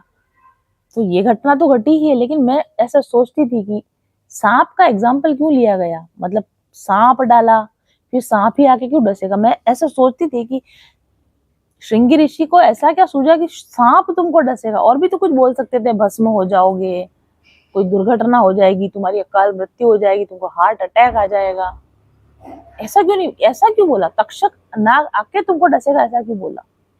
तो तक्षक नाग आके तुम्हें क्यों डसेगा, इसका तो चलो सीधा सा एग्जाम्पल है कि क्योंकि उन्होंने उसके पिता के गले में सर्प डाला था, तो सर्प, सांप का बदला सांप, टिट फॉर टैट करने के लिए तुमने मेरे पिताजी के गले में सांप डाला, मतलब तुमने मेरे पिताजी को मारने के लिए सांप डाला। क्योंकि हो सकता है कि सांप मरा हुआ ना हो, शायद मे भी, उसको थोड़ी पता है, किसको पता था कि, मेरे को तो लगता है शायद मरा हुआ भी ना हो, जिंदा हो, उनके मुनि के ध्यान के प्रभाव से मर गया हो। तो उनने ये सोचा कि तुमने मेरे पिता के गले में सांप डाला, ये थोड़ी सोचा होगा मरा हुआ सांप डाला, उन्होंने ये तो सोचा होगा कि सांप डाला। मतलब मेरे पिता ध्यान में बैठे हुए मेरे पिताजी को तुम सांप से कटवा के मरवाना चाह रहे थे, तुम मेरे पिताजी को सर्पदंश से मारना चाहते थे, अब तुम सर्पदंश से मरो। इसलिए उसने तक्षक सर्प का कि टिट फॉर टैट, तुमने मेरे पिताजी को सांप से कटवाया, मैं तुमको सांप से कटवाऊंगा। ये तो रीजन मेरे को समझ में आता है, लेकिन फिर भी मेरे को ऐसा लगता था कि इस सांप के पीछे कुछ तो कारण है, सर्प सर्प क्यों है ये ऐसा। मैंने इस पर थोड़ी सी रिसर्च करी और उस रिसर्च को आज हम समझेंगे। वो रिसर्च ये है कि सांप यहाँ किसका प्रतीक है। देखो सांप जो है ना, यहाँ पे ये भी कलयुग का प्रतीक है। सांप को हम देखो, आज के जमाने में एक टर्म होती है रेप्टिलियन ब्रेन, ठीक है, आजकल की टर्म होती है रेप्टिलियन ब्रेन। सर्प यहाँ पर किसका प्रतीक है, सर्प यहाँ पर रेप्टिलियन ब्रेन का प्रतीक है। रेप्टिलियन ब्रेन क्या होता है, सर्वाइवल ब्रेन को रेप्टिलियन ब्रेन कहा जाता है। जब इंसान बहुत सर्वाइवल मोड में होता है, जिंदा रहने के लिए संघर्ष करने वाला जो मोड होता है, हमारा जो ब्रेन है ना, प्रिमिटिव ब्रेन, हमारा जो आदि मानव वाला प्रिमिटिव जो ब्रेन है ना, उसको रेप्टिलियन ब्रेन कहा जाता है, उसको सर्वाइवल ब्रेन कहा जाता है। जो कम बुद्धि का, कम इवॉल्व इंसान का जो बुद्धि होती है, कम इवॉल्व इंसान की, कम विकसित इंसान की जो बुद्धि होती है ना, उसको रेप्टिलियन ब्रेन कहा जाता है। कम विकसित इंसान की जो बुद्धि होती है उसको सर्वाइवल मोड या सर्वाइवल ब्रेन कहा जाता है। और जब इंसान, आज भी हमारी ये स्थिति है कि जब हमारी लाइफ अच्छी चल रही है, हम सुखी हैं, संतुष्ट हैं, तब हमारे रेप्टिलियन ब्रेन काम नहीं कर रहा था, तब हमारा रेप्टिलियन ब्रेन सुषुप्त अवस्था में रहता है। क्योंकि अब हमारी क्या, देखो सर्वाइवल मोड का मतलब क्या है, पुराने समय में इंसान कैसा था, हर टाइम सर्वाइवल के लिए रहता था, बस अपनी जान बचानी है और अपना पेट भरना है और अपने बच्चा पैदा करके जाना, बस यही काम था ना, यही 3 बातों पे उसका ध्यान था। अपनी जान बच जाए, अपना पेट भरा हुआ रहे और अपना वंश चलता रहे। ये सर्वाइवल ब्रेन कहलाता है, ये रेप्टिलियन ब्रेन कहलाता है, ये प्रिमिटिव ब्रेन कहलाता है। आदमी को किसी और चीज से लेना देना नहीं है, कोई बुद्धि नहीं है, कोई सही गलत का ज्ञान नहीं है, कुछ नहीं है, बस मेरा पेट भरा हुआ है कि नहीं भरा हुआ है, मेरी जान बची हुई कि नहीं बची हुई है, और मेरा वंश चल सकता है कि नहीं चल सकता है, बस इतनी ही बुद्धि जिसको रहती है, मतलब मिनिमम बुद्धि, छोटा दिमाग उसके अंदर रहता है, उसको बोलते हैं रेप्टिलियन ब्रेन। बेसिक नीड मेरी पूरी हो रही कि नहीं हो रही है, उसके लिए चाहे वो दूसरे इंसान को मार के खा जाए, हिंसा कर दे, कच्चा मांस खा जाए, कच्चा खून पी जाए, लेकिन मेरा पेट भरा होना चाहिए, मुझे कोई मतलब नहीं है कि सही गलत क्या है। ऐसे ब्रेन को, ऐसे बुद्धि को क्या कहा जाता है? रेप्टिलियन ब्रेन कहा जाता है, यानी सर्प जैसा दिमाग कहा जाता है। और आप देखें कि अभी अभी मैंने आपको बताया है कि जब ये घटना घटी थी तब राजा परीक्षित किस तरह के माइंडसेट में थे? रेप्टिलियन ब्रेन एक्टिवेट हो चुका था, इनका सर्वाइवल ब्रेन एक्टिवेट, भूख से व्याकुल है, प्यास से व्याकुल है, आसपास में कोई लोग नहीं है, सुरक्षा सैनिक नहीं है, भटके हुए हैं, रास्ता भटके हुए हैं, थकान हो रखी है और भूख और प्यास से व्याकुल हो रहे हैं। ऐसे समय में मेरे को पानी मिल रहा है कि नहीं मिल रहा है, मुझे किसी ने पूछा कि नहीं पूछा, मेरी वैल्यू हुई कि नहीं हुई, ये नहीं देख रहे हैं कि सामने ऋषि का आश्रम है, कि ऋषि ध्यान में बैठे हुए हैं, कोई विवेक, सारा विवेक खत्म हो गया, सही गलत की सारी पहचान खत्म हो गई। और जो ब्रेन का जो मोस्ट प्रिमिटिव आदिम जो ब्रेन था एक्टिवेट हो गया। मुझे क्या मिल रहा है, मुझे मेरी नीड पूरी हो रही कि नहीं हो रही है, ये चीज जिसकी एक्टिवेट हो जाती है, इसका मतलब उसका रेप्टिलियन ब्रेन एक्टिवेट है। और रेप्टिलियन ब्रेन एक्टिवेट कौन कर देता है? कलयुग आपका रेप्टिलियन ब्रेन एक्टिवेट कर देता है। कलयुग आपको इतना स्वार्थी बना देता है, कलयुग आपको इतना अंधा बना देता है कि आपको सही गलत की पहचान ही खत्म हो जाती है। और जब आपका रेप्टिलियन ब्रेन एक्टिवेट होता है ना, तो आप सर्वाइवल मोड में होते हो, तो आप फाइट, फ्लाइट, फ्रीज, फ्रॉन वही करते हो। या तो आप फाइट करोगे, जो कि परीक्षित ने किया, या आप भाग जाओगे, परिस्थिति छोड़ के भाग जाओगे, या फिर आप फ्रीज हो जाओगे, आप कोई प्रॉपर रेस्पॉन्स नहीं दे पाओगे। प्रॉब्लम जब आएगी या आपके सामने कोई प्रॉब्लम होगी, तो आप सही ढंग से रेस्पॉन्स नहीं दे पाओगे, सही डिसीजन नहीं ले पाओगे। आपके डिसीजन गुस्से की वजह से आएंगे, आपके डिसीजन ईर्ष्या की वजह से आएंगे, आपके डिसीजन डर की वजह से आएंगे, विवेक की वजह से आपके डिसीजन नहीं आएंगे, इसलिए गलत डिसीजन आएंगे। जो भी सिचुएशन चल रही होगी उसके ऊपर आप ओवर रिएक्ट करोगे, छोटी बात पे बड़ा गुस्सा करोगे, छोटी बात पे ज्यादा ईर्ष्या करोगे, छोटी बात पे ज्यादा बड़ा बदला ले लोगे। ये सारी घटना, और आप देख रहे हो परीक्षित ये सब कर रहा है, क्यों कर रहा है? क्योंकि कलयुग हावी। कलयुग हावी कब होता है? जब आपका रेप्टिलियन ब्रेन एक्टिवेट हो जाता है, ठीक है, जब आपका सर्वाइवल इंस्टिंक्ट एक्टिवेट होता है, तो आप ये सब हरकतें करते हो। और आप अपने आप को चेक करें कि ये सब आप करते हो कि नहीं करते हो। गुस्सा करना, बदला लेना, ओवर रिएक्ट करना, ईर्ष्या करना, मेरा फायदा इसमें कहाँ है, मेरा नुकसान हो रहा है, ये सब हम अगर कर रहे हैं, अगर हम ये सब कर रहे हैं, मतलब हम कलयुग के प्रभाव में है, मतलब रेप्टिलियन ब्रेन एक्टिवेटेड है हमारा। इसका मतलब हम फियर बेस्ड डिसीजन लेंगे, एंगर बेस्ड डिसीजन लेंगे, कॉन्शियस डिसीजन नहीं लेंगे, गलत डिसीजन लेंगे, ठीक है, ज्यादा रिएक्टिव हो जाएंगे, ज्यादा डरे हुए हो जाएंगे, ज्यादा इम्पल्सिव रिएक्शंस देंगे। और ये परीक्षित सब कर रहे हैं यहाँ पर। Got my point? तो ये सर्प यहाँ इसका प्रतीक है कि इस समय में सही गलत का भान खत्म हो गया, रेप्टिलियन ब्रेन एक्टिवेट हो गया किसके अंदर? राजा परीक्षित के अंदर। और जब जब भी जिसके ऊपर कलयुग का प्रभाव होगा, उसका रेप्टिलियन ब्रेन एक्टिवेट हो जाता है। ये सर्प यहाँ पे इस बात का प्रतीक है। और सर्प इस बात का भी प्रतीक है कि आदमी अंदर से क्रोध से जल रहा है, आदमी अंदर ईर्ष्या से जल रहा है ना, और बदले की भावना से जल रहा है। तो वो क्या कर रहा है? अपना जहर दूसरे पे उगल रहा है। सर्प डालने का मतलब क्या हुआ? मैं क्रोध से जल रहा हूँ, मैं ईर्ष्या से जल रहा हूँ, मुझे गुस्सा आ रहा है, मुझे अपमान फील हो रहा है, वो का वो मैं तुम पे प्रोजेक्ट करूंगा, मैं तुम पर गुस्सा करूंगा, तुमसे बदला लूंगा, तुम्हें अपमान करूंगा। आदमी के अंदर जहर बनता है, क्रोध का जहर, अपमान का जहर, ईर्ष्या का जहर, अपने अंदर व्याकुलता का जहर अपने अंदर बन रहा है। और वो जहर को वो क्या करता है? खुद को खाली करने के लिए दूसरे पे उंडेल देता है। यही तो करते हैं हम लोग। कलयुगी इंसान क्या करता है? अंदर की नेगेटिविटी को दूसरे पे डाल देते हैं, ले तू भी जल, तू भी मर, तेरा भी बुरा हो। ये जहर उगलते हैं हम। तो इसलिए सर्प डाला। सर्प डाला मतलब क्या? अपने अंदर जहर बनाया और उस जहर को सारा का सारा उस मुन्नी के ऊपर डाल दिया। ठीक है, साम दाम दंड भेद से मेरी प्रतिष्ठा होनी चाहिए, मेरा डोमिनेंस मानना पड़ेगा, मेरा डर मानना पड़ेगा, मेरी बात माननी पड़ेगी, मेरे अंडर में रहना पड़ेगा। ये भावना आती हो, नहीं कर रहे हो तो लो तुम भी मरो, तुम भी चलो। ये जो भावना आती है ना, ये इस रेप्टिलियन ब्रेन के एक्टिवेट होने से आती है। यहाँ सर्प का ये मतलब है। अपनी नेगेटिविटी को, अपने अंदर के जहर को दूसरे पर उंडेल देना, ये रेप्टिलियन ब्रेन है, ये कलयुगी ब्रेन है।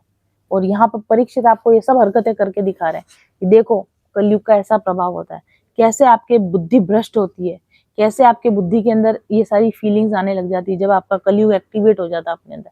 एक दिन मैंने कथा में बोला था ना कि सरस्वती एक्टिवेट होती है तब क्या क्या होता है। अब देख लो कलयुग एक्टिवेट होता है लाइफ में तो क्या क्या होता है, ये सब होता है। तो ये सब हुआ उनके साथ। रेप्टिलियन ब्रेन जब आदमी का एक्टिवेट हो जाता है ना तो आदमी सर्वाइवल ऑटो पायलट पे चला जाता है, ऑटो पायलट पे। उसको पता ही नहीं क्या हो रहा है उसके साथ, गुस्से में बके जा रहा है, बोले जा रहा, क्या भाषा का पता नहीं। ऐसा कहते हैं ना जो लोग मर्डर करते हैं, हिंसा करते हैं, हम अपने आपे में नहीं थे। ये जो आपे में नहीं होते ना वो ये रेप्टिलियन ब्रेन होता है, वो ये कलयुग का प्रभाव होता है। जो लोग मर्डर करते हैं, जो लोग बहुत सारे ब्रूटल तरीके से लोगों को मार देते हैं, जब भी अपने होश में आते हैं वो पूछा जाता है कि तुमने ये कैसे किया था, मुझे नहीं पता मैंने कैसे किया, पता नहीं मुझे क्या हो गया था, मुझे समझ में नहीं आया, मुझे पता नहीं चला मैंने क्या किया। ये पता कैसे नहीं चला? क्योंकि आपका जो ब्रेन था वो ऑटो पायलट पे चला गया, आपको पता ही नहीं आपने क्या क्या हरकतें कर दी उसके अंदर। तो ऑटो पायलट पे चला जाता ब्रेन जब कलयुग का प्रभाव होता है, यानी जब रेप्टिलियन ब्रेन एक्टिवेट हो जाता है।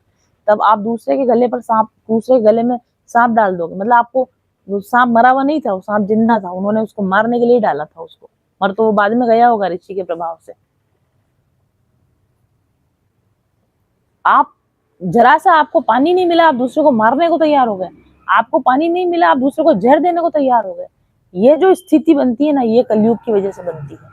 ये पूरा बढ़िया डिस्क्रिप्शन करके बताया है कि एक अच्छे खासे इंसान का लाइफ का पूरा कबाड़ा कलयुग कैसे करता है, एक ही दिन में कर दे, एक घंटे में कर दे। ये कलयुग का इफेक्ट है।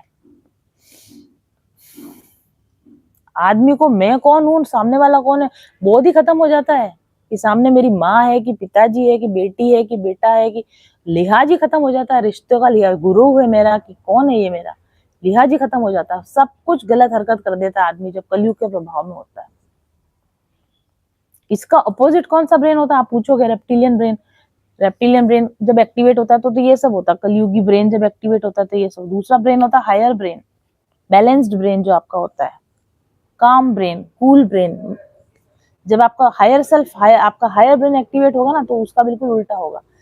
आप एकदम से रेस्पॉन्ड नहीं करोगे, रिफ्लेक्ट करोगे कि अच्छा मुनि ने पानी क्यों नहीं पिलाया, अच्छा ध्यान में बैठे हैं, अच्छा हो सकता है तुरीय अवस्था में बैठे हों, हो सकता है उच्च समाधि की अवस्था में चले गए हों, तो मैं बाहर निकल जाऊं। भाई मुनि आश्रम था ना, पूरा बड़ा आश्रम था, खाली मुनि अकेले तो नहीं होंगे आश्रम, और भी तो लोग होंगे बाहर। तो सोचे ना आदमी कि मुनि नहीं उठे तो कोई बात नहीं, ध्यान में है तो बाहर चला जाऊं। कोई तो आसपास ही खेल रहे थे, मुनि कुमार आसपास ही खेल रहे थे, थोड़ा बहुत घूम के देख लेते कि अच्छा भाई पानी पीना है, आपके फादर तो बैठे हैं ध्यान में तो आप पानी पिला दो। रिफ्लेक्ट नहीं करता है तो कलयुगी ब्रेन है। लेकिन जो सर्वाइवल, अगर आपका हायर ब्रेन एक्टिवेटेड होता है ना तो आप रिफ्लेक्ट करते हो कि अच्छा ये नहीं हुआ तो इसके पीछे क्या कारण है, अब इसका क्या सोल्यूशन निकालें। ठंडे दिमाग से सोचना बोलते हैं ना जिसको, ठंडे दिमाग से सोच के डिसीजन लेते हैं हम। कोई भी चीज को तुरंत प्रतिक्रिया नहीं करते हैं कि अच्छा फोन नहीं उठाया मुझे ब्लॉक कर दिया, फोन नहीं उठाया इसका मतलब मुझसे गुस्सा नहीं, फोन नहीं उठाया कहीं बिजी होगा भाई, कुछ काम कर रहा होगा। वैल्यू ड्रिवन लाइफ होती है, चॉइस बेस्ड लाइफ होती है। लॉजिक लगाते, दिमाग लगाते कि ऐसा क्यों हुआ होगा, क्यों नहीं हुआ होगा। लेकिन अगर आपका रेप्टिलियन ब्रेन एक्टिवेटेड है, कुछ नहीं, मतलब मैंने फोन नहीं उठाया, मैं भी ब्लॉक, इसने मुझे ब्लॉक किया, मैं भी, उस बेचारे ने ब्लॉक किया भी ना हो आपको, इसने मुझे ब्लॉक किया, मैं भी आप इसको ब्लॉक करूंगा, तुरंत तुरंत प्रतिक्रिया देना। ठीक है, तो आई होप कि आपको ये बात बहुत अच्छे से मैंने तो समझाने की कोशिश की है कि कलयुग का प्रभाव कैसा होता है, कलयुग अच्छे खासे इंसान की बैंड कैसे बजाता है। तो राजा परीक्षित की बैंड बजा दी तो आप और हम तो क्या ही चीज है। तो ऐसा करके उसको श्राप मिल गया। अब देखो क्या हुआ। अब जैसे ही राजा परीक्षित वहां से गए, शमीक ऋषि ने जागे, ध्यान से जागे और बेटे को कहा रहे तूने ये क्या किया, इतने धर्मात्मा राजा को श्राप दे दिया। कोई बात नहीं, मरा, सांप ही तो डाला था, क्या हो गया, सांप डालने से मैं क्या मर गया क्या, तो ऐसा तुमने क्यों किया। अब देखो कलयुग क्या करता है, इन्फेक्शन, संक्रमण फैलाता है। एक में गुस्सा आया, एक में क्रोध आया, तो उस बच्चे में भी क्रोध आ गया, उसने भी श्राप दे दिया। वो भी तो ऋषि कुमार था, वो भी तो थोड़ा सा संभल के रह सकता था कि ऐसा क्यों किया, उसने भी आव देखना था, उसने भी श्राप दे दिया। कलयुग संक्रमण कर देता है। आपने कलयुग का इफेक्ट डाला तो आसपास के लोग उससे इफेक्ट हुए बिना नहीं रह सकते, तुरंत संक्रमण होगा। लेकिन इसके संक्रमण को कौन रोक सकते हैं? कोई मुनि, शमीक ऋषि जैसा कोई मुनि हो तो इस संक्रमण को रोके, नहीं तो शमीक ऋषि जैसा मुनि ना हो तो अपने बेटे को बोले बहुत अच्छा किया, बहुत अच्छा किया, तेने श्राप दे दिया, अरे तुरंत 7 दिन बाद का क्यों दिया, अभी का अभी कटवा देता, अभी भरवा देता। लेकिन शमीक ऋषि ऐसा नहीं बोलते। शमीक ऋषि उनको क्या बोलते हैं, अरे ये क्या गलती कर दी, इतने बढ़िया धर्मात्मा राजा, इतने दयालु राजा, कहीं से परेशान व्याकुल होकर आए, सांप डाल दिया तो क्या हो गया, क्यों श्राप दे दिया, ऐसा क्यों किया तुमने? अपने ही बेटे को और कह रहे हैं कि गलत किया ये तुमने। और बेटे को भी डांट नहीं रहे, बेटे को बोले भगवान इसको भी सद्बुद्धि दे, और भगवान उस राजा को भी सद्बुद्धि दे, और भगवान इसका भी भला कर, और भगवान उस राजा का भी भला कर। और शमीक ऋषि ने अपने 2 मुनि कुमारों को भेजा, जाओ राजा के पीछे पीछे जाओ और महल में जाके उनको बोल के आओ कि मेरे बेटे ने 7 दिन का तक्षक नाग डगलेगा, ऐसा डस लेगा, ऐसा श्राप दिया है, तो वो 7 दिनों में अपना कुछ बंदोबस्त करेंगे, अपनी मुक्ति का कुछ प्रयास करेंगे, क्योंकि श्राप तो अब गलत होगा नहीं, डसेगा तो डसेगा। लेकिन 7 दिन है उनके पास में अपना वेल बीइंग के लिए, कुछ उपाय करना हो, कुछ प्रयास करना हो, कुछ काम बाकी रह गया तो कर ले। 7 दिन का टाइम में जाके उनको ये बता के आ जाओ। ऐसा बोल के मुनि कुमारों को भेजा, पीछे का पीछे भेजा। अब इधर जो राजा थे वो राजधानी में पहुंचे, राजधानी में पहुंच के वो मुकुट उतारा, मुकुट उतारा मतलब वो कलयुग उतारा। जैसे ही कलयुग उतारा बुद्धि आई, अरे गॉड ये मैं क्या करके आ गया, है ना। लेकिन कलयुग क्या है कि मुकुट उतारते इतना तो ध्यान आ गया कि मैं कुछ गलत करके आ गया। लेकिन अभी कलयुग का प्रभाव गया नहीं, अब आगे और देखो आप, ये कलयुग इनका और क्या कबाड़ा करता है। लेकिन वो हम कल की कथा में देखेंगे। आधा कबाड़ा कर लिया, सोचने के लिए काफी मटेरियल है आपके पास। ऐसा आपके साथ कब कब होता है, कहाँ कहाँ करते हो, लोग करते हैं, ये सब कलयुग का प्रभाव की वजह से हो रहा है, जो भी हो रहा है। ठीक है, तो आज की कथा को तो हम यहाँ विराम देते हैं। प्यारी प्यारी कथा है, अब बंद करने की इच्छा नहीं होती है, लेकिन मेरा गले का थोड़ा प्रॉब्लम है, मैं इतना बोलूंगी तो फिर कल कथा नहीं कर पाऊंगी, इसलिए मुझको रुकना पड़ेगा। हालांकि मुझे रुकने की इच्छा नहीं है, और मुझे पता है कि आपकी भी उठने की इच्छा नहीं है, लेकिन हम इसको भी आज तो वाइंड अप करेंगे। एक शॉर्ट कुछ 2-4 लाइन भजन की लेते हैं, और उसके बाद हम इसको कल कंटिन्यू करेंगे। कलयुग अभी भी उतरा नहीं है दिमाग में से, अभी और कबाड़ा करेगा कलयुग। इसलिए कलयुग में सावधान रहिए, इसलिए कलयुग में गलत चॉइस मत लीजिए, इसलिए कलयुग में विवेक मत छोड़िए, इसलिए कलयुग में नैतिकता मत छोड़िए। आप सावधानी हटी और दुर्घटना घटी। आपकी एक छोटी सी गलती आपकी पूरी जिंदगी को बर्बाद कर सकती है। ये कलयुग का बहुत बड़ा लक्षण आपको यहाँ पर आज आई थिंक पता चल गया होगा।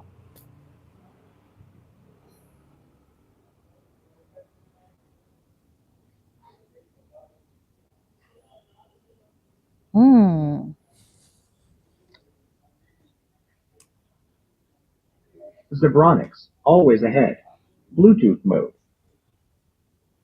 Z Sound Feed 200 is now connected.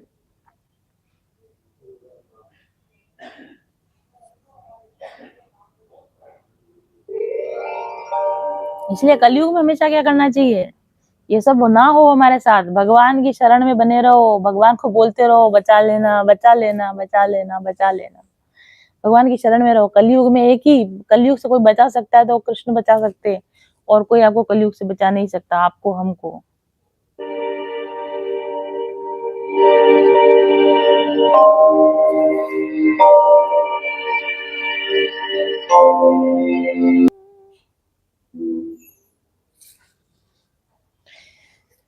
तो नेक राह पर चलते रहिए, कलयुग हो या सतयुग हो, जो भी युग है, अगर आप नेक राह पर चलते हैं तो कोई कलयुग आपका कोई नहीं बिगाड़, कुछ नहीं बिगाड़ सकता। अगर आप भगवान की शरण में रहते हैं, अवेयर रहते हैं, जागरूक रहते हैं, तो ये कलयुग आपका कुछ नहीं बिगाड़ सकता।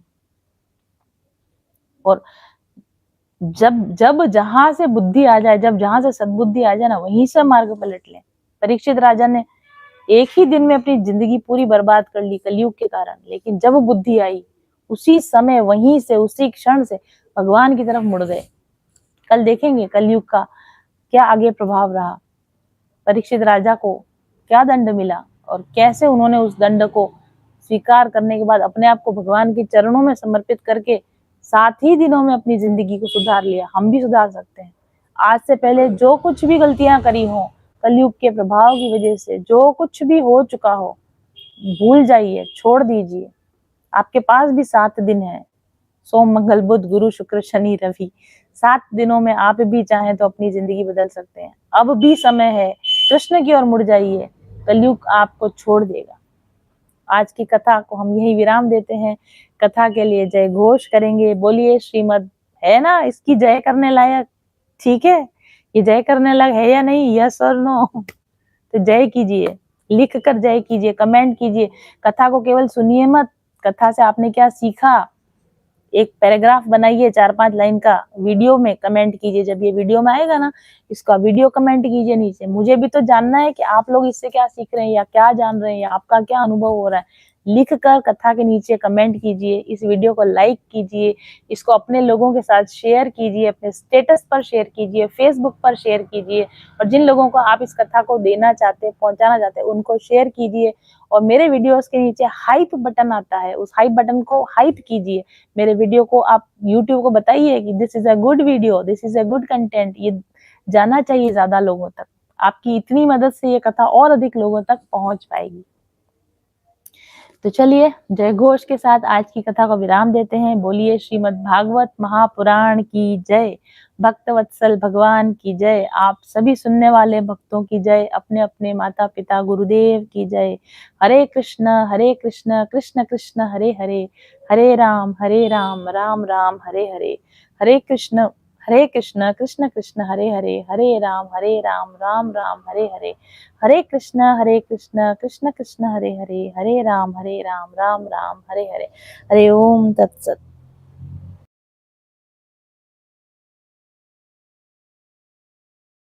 मैं बहुत खुश हूँ और मैं रीडिंग लूंगी। मैं गुंजन से अगेन मैं रीडिंग लूंगी और उसके बाद जानना चाहूंगी कि आगे क्या है। तो प्लीज जो भी इस जर्नी में है, तो मेरा कहने का आज आने का भी जरूरी मकसद मेरा भी यही था कि मैं कब मैं इस चीज के लिए मुझे गुंजन शाबाशी दे एक चीज। और मैं पूछ रही हूँ कि तुम हैप्पी तो हो ना कि मैंने ये चीज की? क्या वो लाइन के बाद मैं कुछ प्रोग्रेस कर पाई? गुंजन से मुझे ये सुनना था। गाइडेंस किससे लूंगी मैं? बट मन में यही रहता था कि गुंजन मुझे फिर से कॉल कर ले और कम से कम वो मुझे शाबाशी दे दे। सफलता, समृद्धि और सुकून से भरी जिंदगी आज सब है मेरे पास।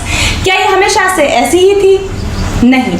आज से कुछ साल पहले मैं अपनी नौकरी में परेशान थी, अपने स्वास्थ्य से समस्याओं से जूझ रही थी, तनाव में रहती थी और पर्सनल रिलेशंस में शांति बनाने के असफल प्रयास करती रहती थी।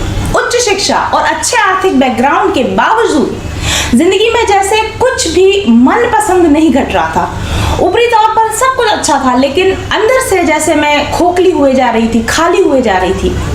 मैं रोज ईश्वर से प्रार्थना करती थी कि मैं एक बेहतरीन लाइफ जीना चाहती हूँ, जिसमें सब कुछ मेरी पसंद का हो, सब कुछ मेरा तय किया गया हो। और एक दिन शायद मेरी प्रार्थना सुन ली गई और अचानक मेरे ध्यान में और बाहर की दुनिया में भी ब्रह्मांड के रहस्य जैसे मेरे सामने खुलने लगे, उजागर होने लगे। मनुष्य को कैसे जीना चाहिए, आनंद पाने का क्या मार्ग है, कैसे मनचाही जिंदगी बनाई जा सकती है। जब मैंने यह खोज शुरू की, एक के बाद एक सुखी जीवन के सिद्धांत मेरे हाथ लगते चले गए।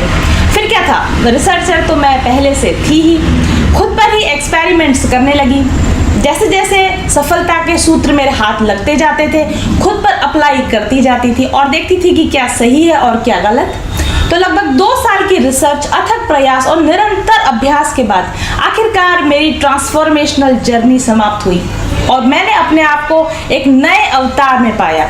अब मैं खुश थी, संतुष्ट और बहुत आनंद में। अवसरों की कोई कमी नहीं थी मेरे पास और बंधी बंधाई जिंदगी और बंधी बंधाई नौकरी की बेड़ियां भी मेरे हाथों और पैरों में से खुल चुकी थी और सारी दुनिया का प्यार, नाम, पैसा, शोहरत सब कुछ मिलने लगा। रिश्ते अच्छे होने लगे। तो मुझे महसूस हुआ कि जो मैंने पाया है उसे खुद तक सीमित ना रखूं, उसे बांटा जाए। एक भरपूर जिंदगी जीने का रहस्य लोगों को पता होना चाहिए। और फिर जिन तरीकों से मैंने खुद को अपने बेस्ट वर्जन में कन्वर्ट किया, उनको व्यवस्थित करके अपना एक कोर्स बनाया, स्पिरिचुअल हीलिंग कोर्स। इस कोर्स को पिछले 1 साल में 100 से भी कहीं अधिक लोगों ने अपनाया है और इसका लाभ ले चुके हैं। अपनी परेशानियों से बाहर निकलकर आज एक खुशनुमा मनचाही जिंदगी जी रहे हैं, जिनके रिव्यूज आप रोज पढ़ते हैं। कोर्स के एडवांस वर्जन को भी अब मैं आप लोगों के लिए ओपन कर रही हूँ, क्योंकि कोरोना के बाद लोगों को ज़रूरत है इसकी। तो अगर अभी तक आपने इस हीलिंग कोर्स का लाभ नहीं लिया है तो ज्वाइन कीजिए और बदल डालिए अपनी पुरानी बोरिंग जिंदगी को। खुद को और अपने अपनों को, जिनको आप प्यार करते हैं, जो डिप्रेशन में है, उनको स्पिरिचुअल हीलिंग का उपहार दीजिए।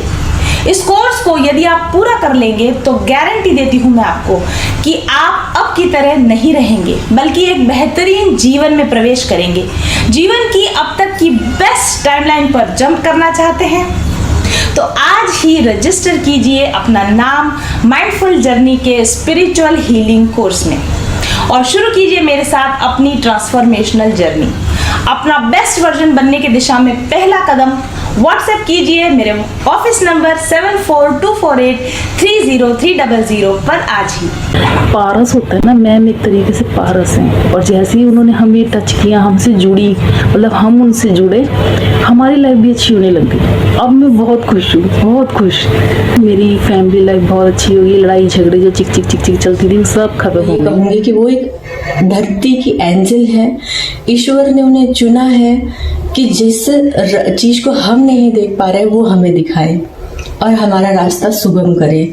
तो आप सब लोग वहाँ जाएं, आप उनका कोर्स लें और लेने के पहले आप देखें, आप उनसे रीडिंग कराएं और रीडिंग कराने के बाद आप देखें उनकी चीज़ों को अप्लाई करके कि लिटरली ये कितना हेल्प करती हैं हमारे लिए। तो मैं तो बस अभिभूत हूँ उनसे मिलकर और ईश्वर का बहुत बहुत धन्यवाद करती हूँ कि मुझे उन्होंने ऐसा मेंटोर दिया, ऐसा वीडियो को देख रहे हैं या जिन तक ये पहुंच रही है। तो अगर आप भी अपने लाइफ में कहीं ऐसा स्टक फील करते हो और चेंजेस लाने की कोशिश कर रहे हैं पर चेंजेस आप ला नहीं पा रहे हैं, तो आप डेफिनेटली मैम के हीलिंग और मैनिफेस्टेशन कोर्स के साथ एक बार जुड़िए। और मैं आपको इतना विश्वास दिलाती हूँ कि आप यूनिवर्स को और ख़ुद को अपने इस डिसीजन के लिए ज़रूर से धन्यवाद देंगे। और एक दूसरी बात जो बहुत इम्पॉर्टेंट है, अगर आप जो भी इस फी कोर्स के लिए आप जो भी फ़ी पे करेंगे, आप, मैं इतना तो पूरे विश्वास और दावे के साथ ये कहूँगी कि आप जो भी इस कोर्स से आपको बेनिफिट मिलेगा वो इस फ़ी के मुकाबले कई गुना ज़्यादा होगा। मैंने एक बहुत अच्छे लोकेशन पे एक प्लॉट मैनिफेस्ट किया है और मैंने एक आईफोन भी मैनिफेस्ट किया है। जैसे फैमिली एक बिजनेस है, वहाँ पे हमने एक पार्टनरशिप भी मैनिफेस्ट करी है। नमस्कार, मेरा नाम मीनाक्षी देवीदास कराड़े है। मैं मंत्रालय मुंबई में सेक्शन ऑफिसर होम डिपार्टमेंट में काम करती हूँ। मैम का जो मैनिफेस्टेशन कोर्स है तो उसका रिजल्ट बहुत ही अच्छा है, क्योंकि मैम इसमें जो टेक्निक सिखाती है वो स्टेप बाय स्टेप सिखाती है और हमारे जो मैनिफेस्ट किया है उसको कैसे अचीव करना चाहिए, कैसे कर सकते हैं, ये बहुत ही खूबसूरती से हम यहाँ पे सिखाती थी। जो ब्लॉकेजेस है अभी वो खुल रहे हैं और बहुत दिनों से मैंने जो विश मैनिफेस्ट की थी वो सब विश अभी पूरी होती जा रही है। मेरी बहुत दिनों की विश। दिस इज प्रगति और मैं गुंजन मैम को बहुत बहुत थैंक्स कहना चाहूँगी, जिनकी गाइडेंस और ब्लेसिंग से मेरी लाइफ में बहुत पॉजिटिव चेंजेस आए। और मैनिफेस्टेशन चैलेंज प्रोग्राम ज्वाइन करने के बाद मेरे को बहुत फाइनेंशियल बेनिफिट्स हुए हैं, प्रोफेशनल ग्रोथ हुई है और अंदर से अब बहुत शांति का अनुभव करती हूँ, बिकॉज ऐसा लगता है ऐसे सारे सवालों के जवाब मुझे मिल चुके हैं। So I really congratulate you all जो भी मैनिफेस्टेशन चैलेंज प्रोग्राम ज्वाइन करना चाहते हैं, क्योंकि डेफिनेटली इससे हमारी लाइफ में बहुत मेजर ट्रांसफॉर्मेशंस आते हैं। So I just convey my best wishes to all of you. God bless you. चाहती थी कि एक रीडिंग मैं उनसे किसी तरीके से ले सकूं और ये संभव हो सका और मैंने मैम से रीडिंग भी ली। और जब मैं उनसे मिली हूँ ना तो बाय नेचर और कितना सपोर्ट करती हैं वो अपने सारे कैंडिडेट्स को, एक एक का जवाब भी देती हैं, कुछ पूछो तो उसका जवाब भी मिलता है और बहुत सपोर्ट करती हैं। और लाइफ में एक मेंटर होना बहुत ज़रूरी है और वो मेंटर अगर मैम के जैसा है तो आपकी लाइफ चेंज होनी ही होनी है। और अभी जो कॉन्फिडेंस हमारे अंदर आया है वो शायद हमारे अंदर पहले नहीं था, पर अभी स्टार्टिंग है, इससे भी ज़्यादा कॉन्फिडेंस जो है वो आएगा। और मैं मैम के मैनिफेस्टेशन कोर्स से जुड़ करके बहुत खुश हूँ। अगर आप अपनी जिंदगी में समस्याओं से ग्रसित हैं और आपको लगता है कि आपको एक प्रॉपर टैरो गाइडेंस या स्पिरिचुअल हीलिंग की जरूरत है, तो आप मुझसे एक पर्सनल सेशन ले सकते हैं। साथ ही आप मेरे बनाए हुए स्पिरिचुअल हीलिंग कोर्स का उपयोग करके भी अपने माइंड, बॉडी और सोल को अलाइन कर सकते हैं। व्हाट्सएप कीजिए मुझे 7424830300 पर आज ही। सकारात्मक ऊर्जा आपको खुशियां, सौभाग्य, धन, दौलत, समृद्धि, सफलता, प्यार सब कुछ दिला सकती है। ऊर्जा के सकारात्मक उपयोग से यानी हाई पॉजिटिव वाइब्रेशन से आप पा सकते हैं अपनी मनचाही जिंदगी। इन करिश्माई रंग बिरंगे पत्थरों और इन खुशबूदार तेलों को कम मत समझिए। अगर आपने अभी तक इनका उपयोग नहीं किया है तो निश्चित तौर पर आप नुकसान में हैं। क्रिस्टल और एसेंशियल ऑयल्स की जटिल ज्यामितीय, रासायनिक संरचना और विशिष्ट अणु संगठन इनको इतना शक्तिशाली बना देता है कि अपने धारण करने वाले पर निश्चित तौर पर ये सकारात्मक प्रभाव डालते हैं। इनसे निकलने वाली सकारात्मक ऊर्जा तरंगें आपकी शारीरिक और मानसिक तंत्र को संतुलित करती हैं, आपके ऊर्जा चक्रों के ब्लॉकेजेस को खोलती हैं और आपके ऊर्जा चक्रों को सक्रिय करती हैं। ये एनर्जी वेव्स आपके स्नायु, आपके तंत्रिका तंत्र, ओवरऑल आपके पूरे शरीर पर एक सकारात्मक प्रभाव डालती है, आपके शरीर में रासायनिक संतुलन लाती है और जिसके प्रभाव से आपके जीवन में बेहतरीन परिवर्तन होते हैं जिन्हें आप खुद महसूस कर सकते हैं। आपकी आंतरिक ऊर्जा को सकारात्मक रूप से बदलकर ये आपके जीवन के बाहरी अनुभवों को भी पॉजिटिवली इफेक्ट करने लगते हैं। आप ज्यादा शांत और खुशनुमा अनुभव करते हैं और इसका सीधा संबंध आपके संबंधों पर पड़ता है और आपके जीवन के अन्य पहलुओं पर भी इसका इफेक्ट साफ तौर पर देखा जा सकता है। अगर आप क्रिस्टल और अरोमा ऑयल्स को उनके प्राकृतिक रूप में उपयोग करें तो भी वे बहुत प्रभावकारी होते हैं, लेकिन अगर उनकी सही प्रोग्रामिंग की जाए, अगर उनका एक्टिवेशन कर दिया जाए तो उनकी शक्ति कई बढ़ जाती है क्योंकि उनमें प्रोग्रामिंग की पावर होती है। क्रिस्टल और अरोमा ऑयल्स का सीधा प्रभाव अगर वो प्रोग्राम्ड है तो आपके शरीर, मन और चेतना पर उसी प्रकार से पड़ता है जिस प्रकार से आप होना चाहते हैं, करना चाहते हैं। प्रोग्राम और एक्टिवेटेड क्रिस्टल्स की गुणवत्ता कई गुना बढ़ जाती है और इससे आपके उपयोग करने पर आपकी चेतना का स्तर बढ़ता है और आपके जीवन का समग्र विकास होने लगता है। तो आइए जानते हैं कि मेरे पास आपके लिए कौन कौन से प्रोग्राम्ड और एक्टिवेटेड क्रिस्टल्स और अरोमा प्रोडक्ट्स अवेलेबल हैं और चुनिए आप अपने लिए सही प्रोडक्ट। ऑर्डर करने के लिए और ज़्यादा जानकारी पाने के लिए व्हाट्सएप कीजिए मेरे ऑफिस नंबर 7424830300 पर आज ही। कुदरत ने तो अपना जादू भर ही दिया है इन रंग बिरंगे क्रिस्टल्स में और इन खुशबूदार एसेंशियल ऑयल्स में, लेकिन हमने इन्हें प्रोग्राम और एक्टिवेट किया है ताकि ये ज्यादा प्रभावी हो सकें आपके लिए। तो चुनिए अपने लिए सही प्रोडक्ट्स आज ही। सबसे बड़ा जो चेंज शुरू हुआ वो तब हुआ जब मैं उनके चैनल से जुड़ी और चैनल से जुड़ते जुड़ते मैंने उनसे एक पर्सनल रीडिंग भी ली। आज मैं काफ़ी अच्छी सक्सेसफुल न्यूट्रिशनिस्ट हूँ और बहुत सारे थायराइड पेशेंट का ट्रीटमेंट कर रही हूँ। ये सिर्फ पॉसिबल हुआ क्योंकि जब मैंने उनसे पर्सनल रीडिंग ली तब उन्होंने मुझे बताया कि आप पर्सनल कंसल्टेशन दीजिए, जबकि वो मुझे इतना नहीं जानती थी, लेकिन उन्होंने बोला कि ये आपके कार्ड्स आए हैं और आप पर्सनल कंसल्टेशन दीजिए, ये आपकी डेस्टिनी है, यही आपका सोल पर्पस है, यही आपका एक लाइफ का जो मिशन है वो है। मुझे नहीं यकीन था, लेकिन जब उन्होंने जैसे जैसे उन्होंने कहा मैंने हिम्मत करके जो है पर्सनल कंसल्टेशन देना शुरू किया और अभी जिस सफलता की मैं ऊंचाई पर हूँ वो उसके लिए मैं पूरा का पूरा श्रेय देती हूँ अपने गुरु को, मास्टर्स को और मैम को। कठिन राह पर हम बनेंगे एक दूजे का सहारा, उजाले की ओर ले चले, उजाले की ओर ले चले, उजाले की ओर ले चले, उजाले की ओर ले चले। चले पथिक उस देश जहाँ पे सूरज सा उजाला, चल पथिक उस देश जहाँ पे सूरज सा उजाला, मिट जाता है सबके जीवन का अंधेरा काला।